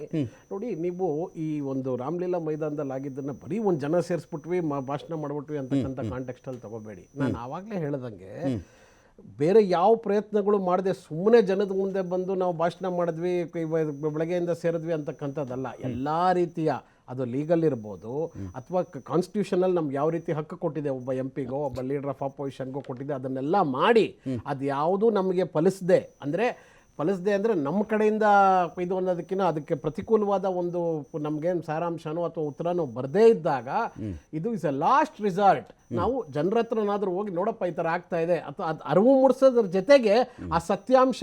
ಮತ್ತು ಇವತ್ತು ರಾಹುಲ್ ಗಾಂಧಿ ಏನು ಡೈರೆಕ್ಟ್ ಜನರ ಮುಂದೆ ಎಷ್ಟು ಖರ್ಚು ಮಾಡಲಿಲ್ಲ, ಸುಮಾರು ಒಂದು 10 ಮೇಲೆ ಪ್ರೆಸ್ ಕಾನ್ಫರೆನ್ಸಸ್ಸು ವಿತ್ ದಾಖಲೆಗಳನ್ನ ತಗೊಂಡು ಬರೀ ಪ್ರೆಸ್ನವ್ರನ್ನ ಕರೆಸಿ ಪ್ರೆಸ್ ಕಾನ್ಫರೆನ್ಸ್ ಮಾಡಿದ್ರು, ಅಲ್ಲೂ ಹೇಳಿದ್ರು. ಯಾವುದೇ ಅವತ್ತೊಂದು ಹೇಳಿದ್ರು ಅಥವಾ ಇವತ್ತು ಓಡೋಗ್ತಾ ಇರ್ತಕ್ಕಂಥದ್ದು ಬೇರೆ ಮಾಡ್ತಕ್ಕಂಥ ಕೆಲಸ ಏನಿಲ್ಲ ಇದರಲ್ಲಿ. ಆಮೇಲೆ ಪತ್ರ ಬರೆದಿದ್ದಾರೆ, ಚುನಾವಣೆ ಆಯೋಗ ಮಾಡಿರ್ತಕ್ಕಂಥ ಏನು ಒಂದು ಸಂಚಿದೆ ಅದು ಭಾಳ ವ್ಯಾಪಕವಾಗಿ ಹೊರನೋಟಕ್ಕೆ ಕಾಣಿಸ್ತಿಲ್ಲ. ಏನು ಒಳನೋಟ ಆಗಲಿ, ಅವ್ರೇನು ಸ್ಕ್ರೀನ್ ಹಾಕ್ಕೊಂಡು ಕಣ್ಣು ಮುಚ್ಕೊಂಡು ಏನೂ ಮಾಡಿಲ್ಲ, ಎಲ್ಲ ಓಪನ್ ಆಗಿದೆ. ಇಷ್ಟಾದರೂ ಸರ್ಕಾರಕ್ಕೆ ಅವ್ರಿಗೆ ಯಾವ ರೀತಿಯ ಬೆಂಬಲ ಇದೆ, ಇದು ಇಡೀ ಡೆಮೋಕ್ರಸಿ, ನಮ್ಮ ಕಾನ್ಸ್ಟಿಟ್ಯೂಷನಲ್ ರೈಟು ಡೆಮೋಕ್ರಸಿಯನ್ನೇ ಒಂದು ಬುಡ ಸಮೇತ ಕೀಳ್ತಕ್ಕಂಥ ಒಂದು ಆರೋಪ, ಇದು ಒಂದು ಪ್ರಯತ್ನ ಅನ್ನೋದನ್ನು ನಾವು ಜನರಿಗೆ ಸಾರಿ ಹೇಳುವಂಥ ಒಂದು ಪ್ರಯತ್ನ. ಫೈನ್. ಈಗ ಗೋವಿಂದರಾಜು ಅವರೇ, ಈಗ ನಿಮ್ಮ ಎಲ್ಲ ಗೆಲುವುಗಳು ಎಲ್ಲ ಸೋಲುಗಳು, ನೀವು ಅನೇಕ ರಾಜ್ಯಗಳಲ್ಲಿ ಸೋತಿದ್ದೀರಿ, ಎಲ್ಲ ರಾಜ್ಯಗಳೇನು ಗೆದ್ಕೊಂಬಿಟ್ಟಿಲ್ಲ ನೀವು. ಆ ಸೋತಂಥ ರಾಜ್ಯಗಳಲ್ಲಿ ಯಾವತ್ತೂ ನಿಮಗೆ ಇಲ್ಲೊಂದು ಓಟ್ ಡಿಲೀಷನ್ ಆಗಿದೆ, ಓಟ್ ಮೋಸ ಮಾಡಿದ್ದಾರೆ BJP ಅವ್ರಿಗೆ, ಅನ್ಯಾಯ ಆಗಿದೆ ಅಂಥೇಳಿ ನೀವು ಯಾವತ್ತೂ ಚುನಾವಣಾ ಆಯೋಗದವ್ರಿಗೆ ದಾಖಲೆಗಳನ್ನು ಕೇಳಿ, CCTV ಫುಟೇಜ್ ಕೇಳಿ, ಬೂತ್ಗಳದ್ದು ದೃಶ್ಯಗಳು ಕೇಳಿ ಯಾಕೆ ಯಾವತ್ತೂ ನೀವು ಒಂದು ಅರ್ಜಿ ಹಾಕಲ್ಲ? ಸರ್, ಖಂಡಿತವಾಗ್ಲೂ ನಮ್ಗೆ ಅನಿಸಿಲ್ಲ. ಯಾಕೆಂದರೆ ಜನರು ಇವತ್ತು ಕೊಡುವಂಥ ತೀರ್ಪಿಗೆ ನಾವು ತಲೆ ಬಾಗಲೇಬೇಕಾಗುತ್ತೆ. ಈಗ ನಾನು ಆಗಲೇ ಹೇಳ್ದಂಗೆ ನಾವೇನಿದು ಈ ಪ್ಯಾಟ್ರನಲ್ಲಿ ಇರ್ತಕ್ಕಂಥದ್ದು ಇದೇನು ಮೊದಲ ಚುನಾವಣೆ ಅಲ್ಲ, ಇರ್ತಕ್ಕಂಥದ್ದು 2004ರಿಂದ 2025ರಲ್ಲಿ ಅಲ್ಲಿವರೆಗೂ ನಡೆದಂಥ ಚುನಾವಣೆಗಳೆಲ್ಲ EVM ಪ್ಯಾಟ್ರನಲ್ಲಿ ಇರ್ತಕ್ಕಂಥದ್ದು. ಕಾಂಗ್ರೆಸ್ನವ್ರು ಈಗ ಆಲ್ರೆಡಿ ಕರ್ನಾಟಕದಲ್ಲೂ ಗೆದ್ದವ್ರೆ, ಪಕ್ಕದ ತೆಲಂಗಾಣದಲ್ಲೂ ಗೆದ್ದಿದ್ದಾರೆ. ಹಂಗಾರೆ ಅವ್ರಿಗೂ ಆ ಅದೇ ಪ್ಯಾಟ್ರನಲ್ಲಿ ಆಗಿರ್ತಕ್ಕಂಥದ್ದಲ್ವಾ? ಈಗ ಕಾಂಗ್ರೆಸ್ನವ್ರು ಯಾವ ರೀತಿ ಹೇಳಕ್ ಕೊಟ್ಟಿದ್ದಾರೆ ಹಾಗಾದ್ರೆ? ವೋಟ್ ಚೋರಿ ಅನ್ನೋದನ್ನ ಈಗ ಗೆದ್ದಂಥ ರಾಜ್ಯಗಳಲ್ಲಿ ಇವ್ರು ಚರ್ಚೆಗಳೇ ಮಾಡ್ತಾ ಇಲ್ಲ, ಅದ್ರ ಬಗ್ಗೆ ಈ ತರ ಸಭೆಗಳು ಮಾಡ್ತಲೇ ಇಲ್ಲ. ಅವ್ರು ಗೆದ್ದಿದ್ದಾರೆ ಅಷ್ಟೇನೆ. ನೀವು ಬೇರೆ ರಾಜ್ಯದ ಈಗ ಬಿಹಾರದ ವಿಚಾರ ಇಟ್ಕೊಂಡು, ಬಿಹಾರದಲ್ಲಿ ನಾವು ಅವಾಗಲೇ ಹೇಳ್ದಂಗೆ ಈಗ ಆಲ್ರೆಡಿ ಏನು SIR ಅಂತ ಮಾಡಿದ್ರಲ್ಲ, ಈಗ ಗೋವಿಂದರಾಜು ಒಂದ್ ನಿಮಿಷ, ಮಾರ್ಕ್ಸ್ ಕಡಿಮೆ ಬಂದಿದ್ರೆ ರಿವ್ಯಾಲ್ಯೂಯೇಷನ್ ಹಾಕೊಳ್ಳೋದಲ್ವಾ ಯಾವಾಗ್ಲೂ ಜನ? ಅಲ್ಲಲ್ಲ, ಮಾರ್ಕ್ಸ್ ಕಡಿಮೆ ಬಂದಿದ್ರೆ ರಿವ್ಯಾಲ್ಯೂಯೇಷನ್ ಹಾಕೋದು ಅಲ್ವಾ? ಸೋತಿದೀವಿ ಅಂತ ಹೇಳ್ಬಿಟ್ಟು ಅಷ್ಟೇ ಅಲ್ಲಲ್ಲ, ಈಗ ಸೋತಿದೀವಿ ಅಂತ ಹೇಳ್ಬಿಟ್ಟು ಬಟ್ ಆಳಂದ ಕೇಳಿದಾರಲ್ಲ ಇವರು. ಒಂದು ನಿಮಿಷ, ಒಂದು ವೋಟ್, ಒಬ್ಬ ಮನುಷ್ಯನ ಒಂದು ವೋಟ್ ಮರ್ಯಾದೆ ಎಷ್ಟು ಗೊತ್ತೇನ್ರಿ? ಇವ್ರ ಪ್ರಕಾರ 80 ರೂಪಾಯಿ ರೀ ಒಂದು ಮತ ಅಳ್ಸಾಕಕ್ಕೆ. 2022 ಡಿಸೆಂಬರು 23 ಫೆಬ್ರವರಿಯಲ್ಲಿ ಆಗ ಅರ್ಜಿ ಹಾಕೋದು.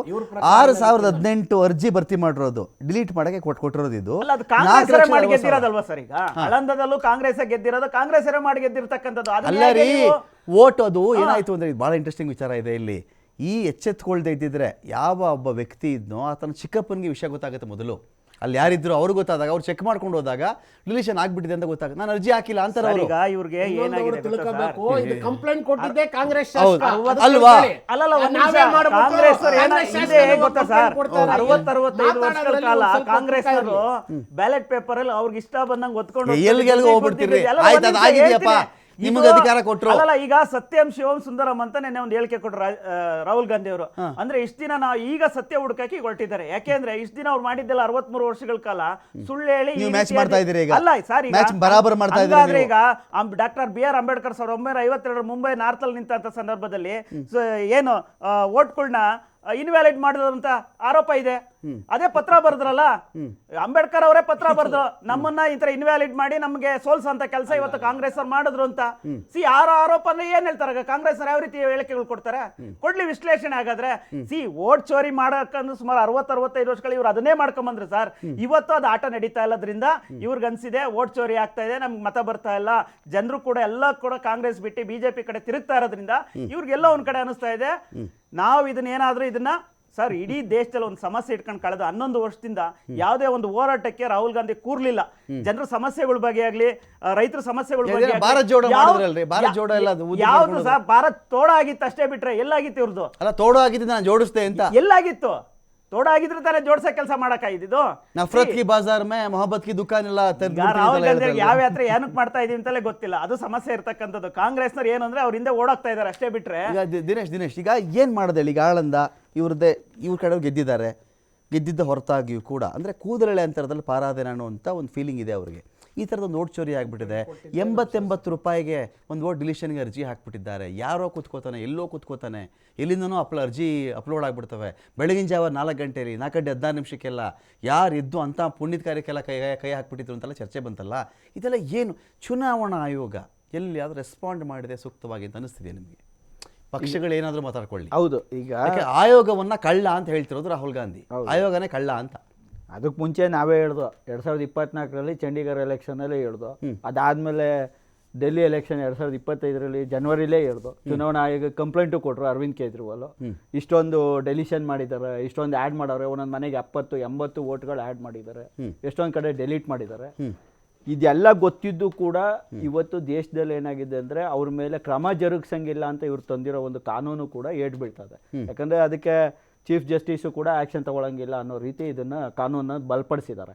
ಅಂದರೆ ಇವತ್ತು ಏನು ಕುರಿ ಕಾಯಕ್ಕೆ ತೋಳ ಬಿಟ್ಟಂಗೆ ಆಗಿದೆ ಈ ದೇಶದಲ್ಲಿ. ಇವತ್ತು ಇನ್ನೂ ಒಂದೇನು, ಕೆಲವು ರಾಜ್ಯಗಳು ಸಮಾಧಾನಕರ ಬಹುಮಾನದ ರೀತಿಯಲ್ಲಿ ನಿಮ್ಗೆ ಸಿಗ್ತಾ ಇವೆ, ನಿಮ್ಗೆ ಅಷ್ಟೇ ಇವತ್ತು ತೆಲಂಗಾಣ ಕರ್ನಾಟಕ ಸಿಕ್ತು ಅಂದ್ರೆ ಅಲ್ಲಾಗಿಲ್ವಾ ಅಂತ ಕೇಳ್ತಾರೆ ಅವರು. ಅಲ್ಲಿ ಓಟ್ ಚೋರಿ ಆಗಿದೆ, 36 ಸೀಟ್ ಬಂತಲ್ಲ, ಓಟ್ ಚೋರಿ ಆಗಿಲ್ವಾ? 36 ಸೀಟ್ ಬಂತು, ಚೆನ್ನಾಗಿತ್ತ ಅಂತ ಕೇಳ್ತಾರೆ ಅವರು. ನಾವು ಪ್ರಾದೇಶಿಕ ಬೆಲ್ಟ್ಗಳು, ಒಂದ್ ನಿಮಿಷ ಪ್ರಾದೇಶಿಕ ಬೆಲ್ಟ್ಗಳಲ್ಲಿ ಅಂದ್ರೆ ಅಲ್ಲಿನ ಲೋಕಲ್ ಲ್ಯಾಂಗ್ವೇಜ್ ಇರ್ತಾವಲ್ಲ, ಅಲ್ಲಿ ಇವರು ಹಿಂದಿ ಬೆಲ್ಟ್ ಅವ್ರನ್ನ ಕರ್ಕ ಬಂದು ವೋಟ್ ಹಾಕ್ಸಕ್ ಆಯ್ತಾ ಇಲ್ಲ. ಅದು ಒಂದು ಸಮಸ್ಯೆ ಇದೆ. ಅದಕ್ಕೆ ಏನ್ ಮಾಡ್ತಾರೆ, ಡೆಲೀಟ್ ಮಾಡಿಸ್ತಾರೆ ಇವರು. ಬೇಕಾದ್ರೆ ಅಂದ್ರೆ ಇವ್ರ ವೋಟ್ಗಳನ್ನ ಡೆಲೀಟ್ ಮಾಡಿಸ್ತಾರೆ, ಅದು ನಡೀತಾ ಇದೆ. ಅಂದ್ರೆ ಈಗ ಫಾರ್ ಎಕ್ಸಾಂಪಲ್ ಹಿಂದಿ ಬೆಲ್ಟ್ ಸ್ಟೇಟ್ಗಳು ಏನಿದಾವೆ ಅಲ್ಲಿ ನಾಳೆ ತಮಿಳುನಾಡಲ್ಲಿ ಮೋದಿ ಗೆದ್ದು ಅಥವಾ ವೆಸ್ಟ್ ಬೆಂಗಾಲ್ ಅಲ್ಲಿ ಮೋದಿ ಗೆದ್ದು ಬಿಟ್ರೆ ನೀವೇನ್ ಹೇಳ್ತೀರಿ? ಅದು ಓಟ್ ಚೋರಿನೇ ಮೊದ್ಲೇ ಸರ್. ಅದನ್ನೇ ಡೆಲಿಷನ್. ಈಗ ಏನ್ ಗೊತ್ತಾ, ಇದು ಮಧ್ಯೆ ಹೇಳ್ತಾ ಇದ್ದಾರೆ ಅವರು, ಆಂಟಿಸಿಪೇಟ್ ಹಾಕೊಂಡ್ಬಿಟ್ಟಿದ್ದಾರೆ ಅವರು. ಏನು ಅಂದ್ರೆ ಎಲ್ಲ ಒಂದ್ ಕಡೆ ಬಿಜೆಪಿಗೆ ತಿರುಗ್ತಾ ಇರೋದ್ರಿಂದ ಇವ್ರಿಗೆ ಏನೆಲ್ಲ ಅನಿಸ್ತಾ ಇಲ್ಲ ಅದೆಲ್ಲ ಅನ್ಸಕ್ಟ್ ಆಗಿದೆ. ಈಗ ಹೇಳ್ತಾ ಇದೀವಿ, ಯಾವುದೇ ಒಂದು ನಾವು ಬೇಸಿಸ್ ಇಲ್ಲದೆ ಹೇಳ್ತಾ ಇಲ್ಲ. ಇದು ಲಾಜಿಕ್. ಬಿಹಾರದಲ್ಲಿ ನಾವು ಮಾತಾಡಿದ್ರು ಅವ್ರ SIR ಮಾಡಿ ಜನನ್ನ ಡಿಲೀಟ್ ಮಾಡಿದ್ರು ಅನ್ನೋದ್ರ ಆಧಾರವಾಗಿ ಇಟ್ಕೊಂಡು ಡಿಲೀಟ್ ನೋಟಿಫಿಕೇಶನ್ ಯಾರು ಡಿಲೀಟ್ ಆಗಿದೆ ಅಂತ ಹೇಳ್ಬಿಟ್ಟು ನೀವು ಅದಕ್ಕೆ ಏನಾದ್ರು ವಕಾಲತ್ತು ಹಾಕ್ಬೇಕಲ್ವಾ? ಯಾಕಿಂತ ಡಿಲೀಟ್ ಮಾಡಿದಿರ ಅಂತ ಪ್ರಶ್ನೆ ಪ್ರಶ್ನೆ ಮಾಡಿ ಹಾಕಬಹುದು. ಯಾವ ಕೊಟ್ಟಿರೋದಕ್ಕೆ ಬರುವಂತ ಎಲ್ಲದನ್ನು ಒಂದು ವೋಟರ್ ಲಿಸ್ಟ್ ಪಬ್ಲಿಕ್ ಅದನ್ನ ಕೌಂಟ್ ಮಾಡಿ ಸಾಕು. ಅದನ್ನು ಕೊಡಲ್ಲ ಅಂತಾರೆ ಕೊಡ್ತಾರೆ ಸರ್. ವಿವಿಪ್ಯಾಟ್ ರ್ಯಾಂಡಮ್ ಪಿಕ್ ಮಾಡಬಹುದಲ್ರಿ ದಿನೇಶ್ ಅವರೇ? ರ್ಯಾಂಡಮ್ 60 ಬೂತ್ ಯಾವ್ದನ್ನ ಪಿಕ್ ಮಾಡ್ಕೋಬಹುದು, ಅನುಮಾನ ಇದ್ರೆ ಅಂತ ಹೇಳಿಲ್ವಾ ನಿಮ್ಗೆ? 5 ಪಿಕ್ ಮಾಡ್ಕೋಬಹುದು ನೀವು, ಯಾಕೆ ಮಾಡಲ್ಲ ನೀವು ಅದನ್ನ? ವಿವಿಪ್ಯಾಟ್ 5 ಪಿಕ್ ಮಾಡ್ಕೊಂಡು ಕೌಂಟ್ ಮಾಡ್ಬಿಟ್ಟು ಹೇಳಿ ಮಾಡಿ ಎಲ್ಲದೂ ಮಾಡಿ. ಅದು ನಮ್ಮ ವ್ಯವಸ್ಥೆ ಇಲ್ಲ, ನೀವು ಸಂಪೂರ್ಣತೆ ಆಗಲ್ಲ. ಅದರಲ್ಲಿ ತೆಗಿಬಹುದು ಅಷ್ಟೇ. ಇದೇ ವಿವಿಪ್ಯಾಟ್ ವಿಚಾರವಾಗಿನೇ ಇವಿಎಂ ವಿಚಾರವಾಗಿ ಕೋರ್ಟ್ ಏನ್ ತೀರ್ಪು ಕೊಡ್ತು?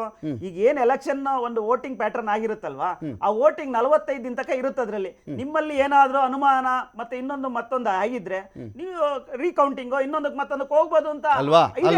45 ದಿನದಲ್ಲೇನೆ ಸಿಸಿಟಿವಿ ಫುಟೇಜ್ ಕೊಡಬಹುದು ಅಂತಾನು ಇದೆ ಅಲ್ವಾ? ಒಬ್ಬನಿಗೆ ಈ ದೇಶದಲ್ಲಿ ಒಬ್ಬನಿಗೆ ಸಿಸಿಟಿವಿ ಫುಟೇಜ್ ಕೊಟ್ಟಿರೋದು ತೋರಿಸ್ಬಿಡಿ ನೋಡೋಣ. 45 ಡೇಸ್ ಒಳಗಡೆ ಅರ್ಜಿ ಹಾಕ್ತವನಿಗೂ ಇಲ್ಲ, ಆಮೇಲೆ ಅರ್ಜಿ ಹಾಕ್ತವನಿಗೂ ಇಲ್ಲ. ಏನ್ ರಹಸ್ಯ? ಓಟ್ ಬೂತ್ ಅಲ್ಲಿ ಏನ್ ನಡೆದ್ಬಿಡುತ್ತಂತದ್ದು ಪರೀಕ್ಷೆ ಮತ್ತೆ ನೀವು ಅದನ್ನ ಚೆಕ್ ಮಾಡಿದಾಗ ಹಂಗಲ್ರಿ. ಈಗ ಸಿಸಿಟಿವಿ ಫುಟೇಜ್ ಈಗ ನಿಮ್ಮ ಮನೇಲಿ ಒಂದು ಕಳ್ತನ ಆಗಿದೆ, ಕೇಳಿಸ್ಕೊಳ್ಳಿ ಗೋವಿಂದರಾಜ್ ಅವರೇ. ಈಗ ನಿಮ್ಮ ಮನೇಲಿ ಕಳ್ತನ ಆಗಿರುತ್ತೆ ಅಂತ ಇರುತ್ತಪ್ಪ, ಕಳ್ತನ ಆಗಿರುತ್ತೆ ಅಂತ ಇರುತ್ತೆ. ನಿಮ್ಮ ಮನೆಯಲ್ಲಿ ಒಂದು CCTV ಇನ್ಸ್ಟಾಲು ಮಾಡಿರ್ತೀರ. ಕಳ್ತನ ಆಗಿದೆಯಲ್ಲಪ್ಪ, CCTV ಆನ್ ಇತ್ತಲ್ಲಪ್ಪ, ಫುಟೇಜ್ ಕೊಡಯ್ಯ, ಯಾರು ಕಳ್ಳ ನೋಡ್ತೀವಿ ಅಂತ ಪೊಲೀಸರು ಬಂದು ಕೇಳಿದ್ರೆ ನಾನು ಕೊಡಲ್ಲ, ರಹಸ್ಯ ಅಂತಿದ್ರೆ ಅದಕ್ಕೆ ಮೀನಿಂಗ್ ಇರ್ತದೇನ್ರಿ? ಇಲ್ಲ ನೋಡಿ, ಯಾವ CCTV ಫುಟೇಜ್ ಬಂದಿರತಕ್ಕಂಥ ಇತ್ತೀಚೆಗಲ್ವ ಸರ್? ಅಯ್ಯೋ ರಾಮ, ಇತ್ತೀಚೆಗೆ ಅಲ್ರಿ, ಅದ್ರ ಪರ್ಪಸ್ ಏನು? ಅಲ್ಲಲ್ಲ, ಒಂದ್ ನಿಮಿಷ. ಅನ್ಯಾಯ ಆಗಬಾರ್ದು, ಅಕ್ರಮ ಆಗಬಾರ್ದು, ಖಂಡಿತ ದೊಂಬಿ ಆಗಬಾರ್ದು, ಈಗ ಗಲಾಟೆ ಆಗಬಾರ್ದು, ಈಗ ಅಷ್ಟೇ ತಾನು. ಇನ್ನೇನಿದೆ ಆದ್ರೆ ಏನ್ ತಪ್ಪೇನಿಲ್ಲ ಅದ್ರಲ್ಲಿ. ಯಾಕೆ ಕೊಡಲ್ಲ? ಅಲ್ಲಲ್ಲ, ನಾನು ಅದನ್ನೇ ಹೇಳ್ತಾ ಇರೋದು, ಆ ವ್ಯವಸ್ಥೆ ಬಂದ್ರು ಒಳ್ಳೇದಲ್ವಾ ಸರ್? ಅಲ್ಲ, ಕೊಟ್ಟಿಲ್ವಲ್ಲ, ಆಯೋಗ ಕೊಟ್ಟಿಲ್ವಲ್ಲ ಯಾರಿಗೂ. ಬದಲಾಯಿಸಿದ್ದಾರೆ, ಕೊಡಬಾರ್ದು ಅನ್ನೋದಕ್ಕೆ ಒಂದು ಕಾನೂನು ಯಾವುದು ಬದಲಾವಣೆ ಮಾಡಿಲ್ಲ ಸರ್. ಥ್ಯಾಂಕ್ ಯು ಸುಧೀಂದ್ರ ಮಾಗಡಿ ಅವರೇ, ಥ್ಯಾಂಕ್ ಯು ದಿನೇಶ್ ಶೇರವಳ್ಳಿ ಅವರು, ಥ್ಯಾಂಕ್ ಯು ಗೋವಿಂದರಾಜು ಅವರೇ. ವೋಟ್ ಚೋರಿ ವಿಚಾರಕ್ಕೆ ಸಂಬಂಧಪಟ್ಟಂತೆ ರಾಹುಲ್ ಗಾಂಧಿ ಎಫರ್ಟ್ಗಳು ಜಾರಿಯಲ್ಲಿವೆ, ಜನಜಾಗೃತಿಯೂ ಒಂದು ಕಡೆ ಜಾರಿಯಲ್ಲಿದೆ. ಪರಿಣಾಮಗಳು ಇವತ್ತಿಗೆ ಸಿಗುತ್ತಾ ನಮಗೆ ಗೊತ್ತಿಲ್ಲ. ಚುನಾವಣಾ ಆಯೋಗ ಇದಕ್ಕೆ ರೆಸ್ಪಾಂಡ್ ಮಾಡುತ್ತಾ ಈ ಸದ್ಯಕ್ಕೆ ಅದು ಕೂಡ ನಮಗೆ ಗೊತ್ತಿಲ್ಲ. ಸುಪ್ರೀಂ ಕೋರ್ಟೇ ಮಧ್ಯಪ್ರವೇಶವನ್ನು ಮಾಡುತ್ತಾ ಅದು ಕೂಡ ಗೊತ್ತಿಲ್ಲ. ಒಂದು ತನಿಖೆ ಆಗಬೇಕು ಅಂತ BJP ಹೇಳುತ್ತಾ ಅದ್ರ ಬಗ್ಗೆಯೂ BJP ಎಲ್ಲೂ ಮಾತನಾಡದಂತೆ ಇಲ್ಲ. ಕಾಲ ಉತ್ತರ ಕೊಡಬಹುದೇನೋ ಅಂತ ಹೇಳ್ತಾ ಡಿಬೇಟ್ ಮುಗಿಸ್ತಾ ಇದ್ದೀನಿ. ನಮಸ್ಕಾರ.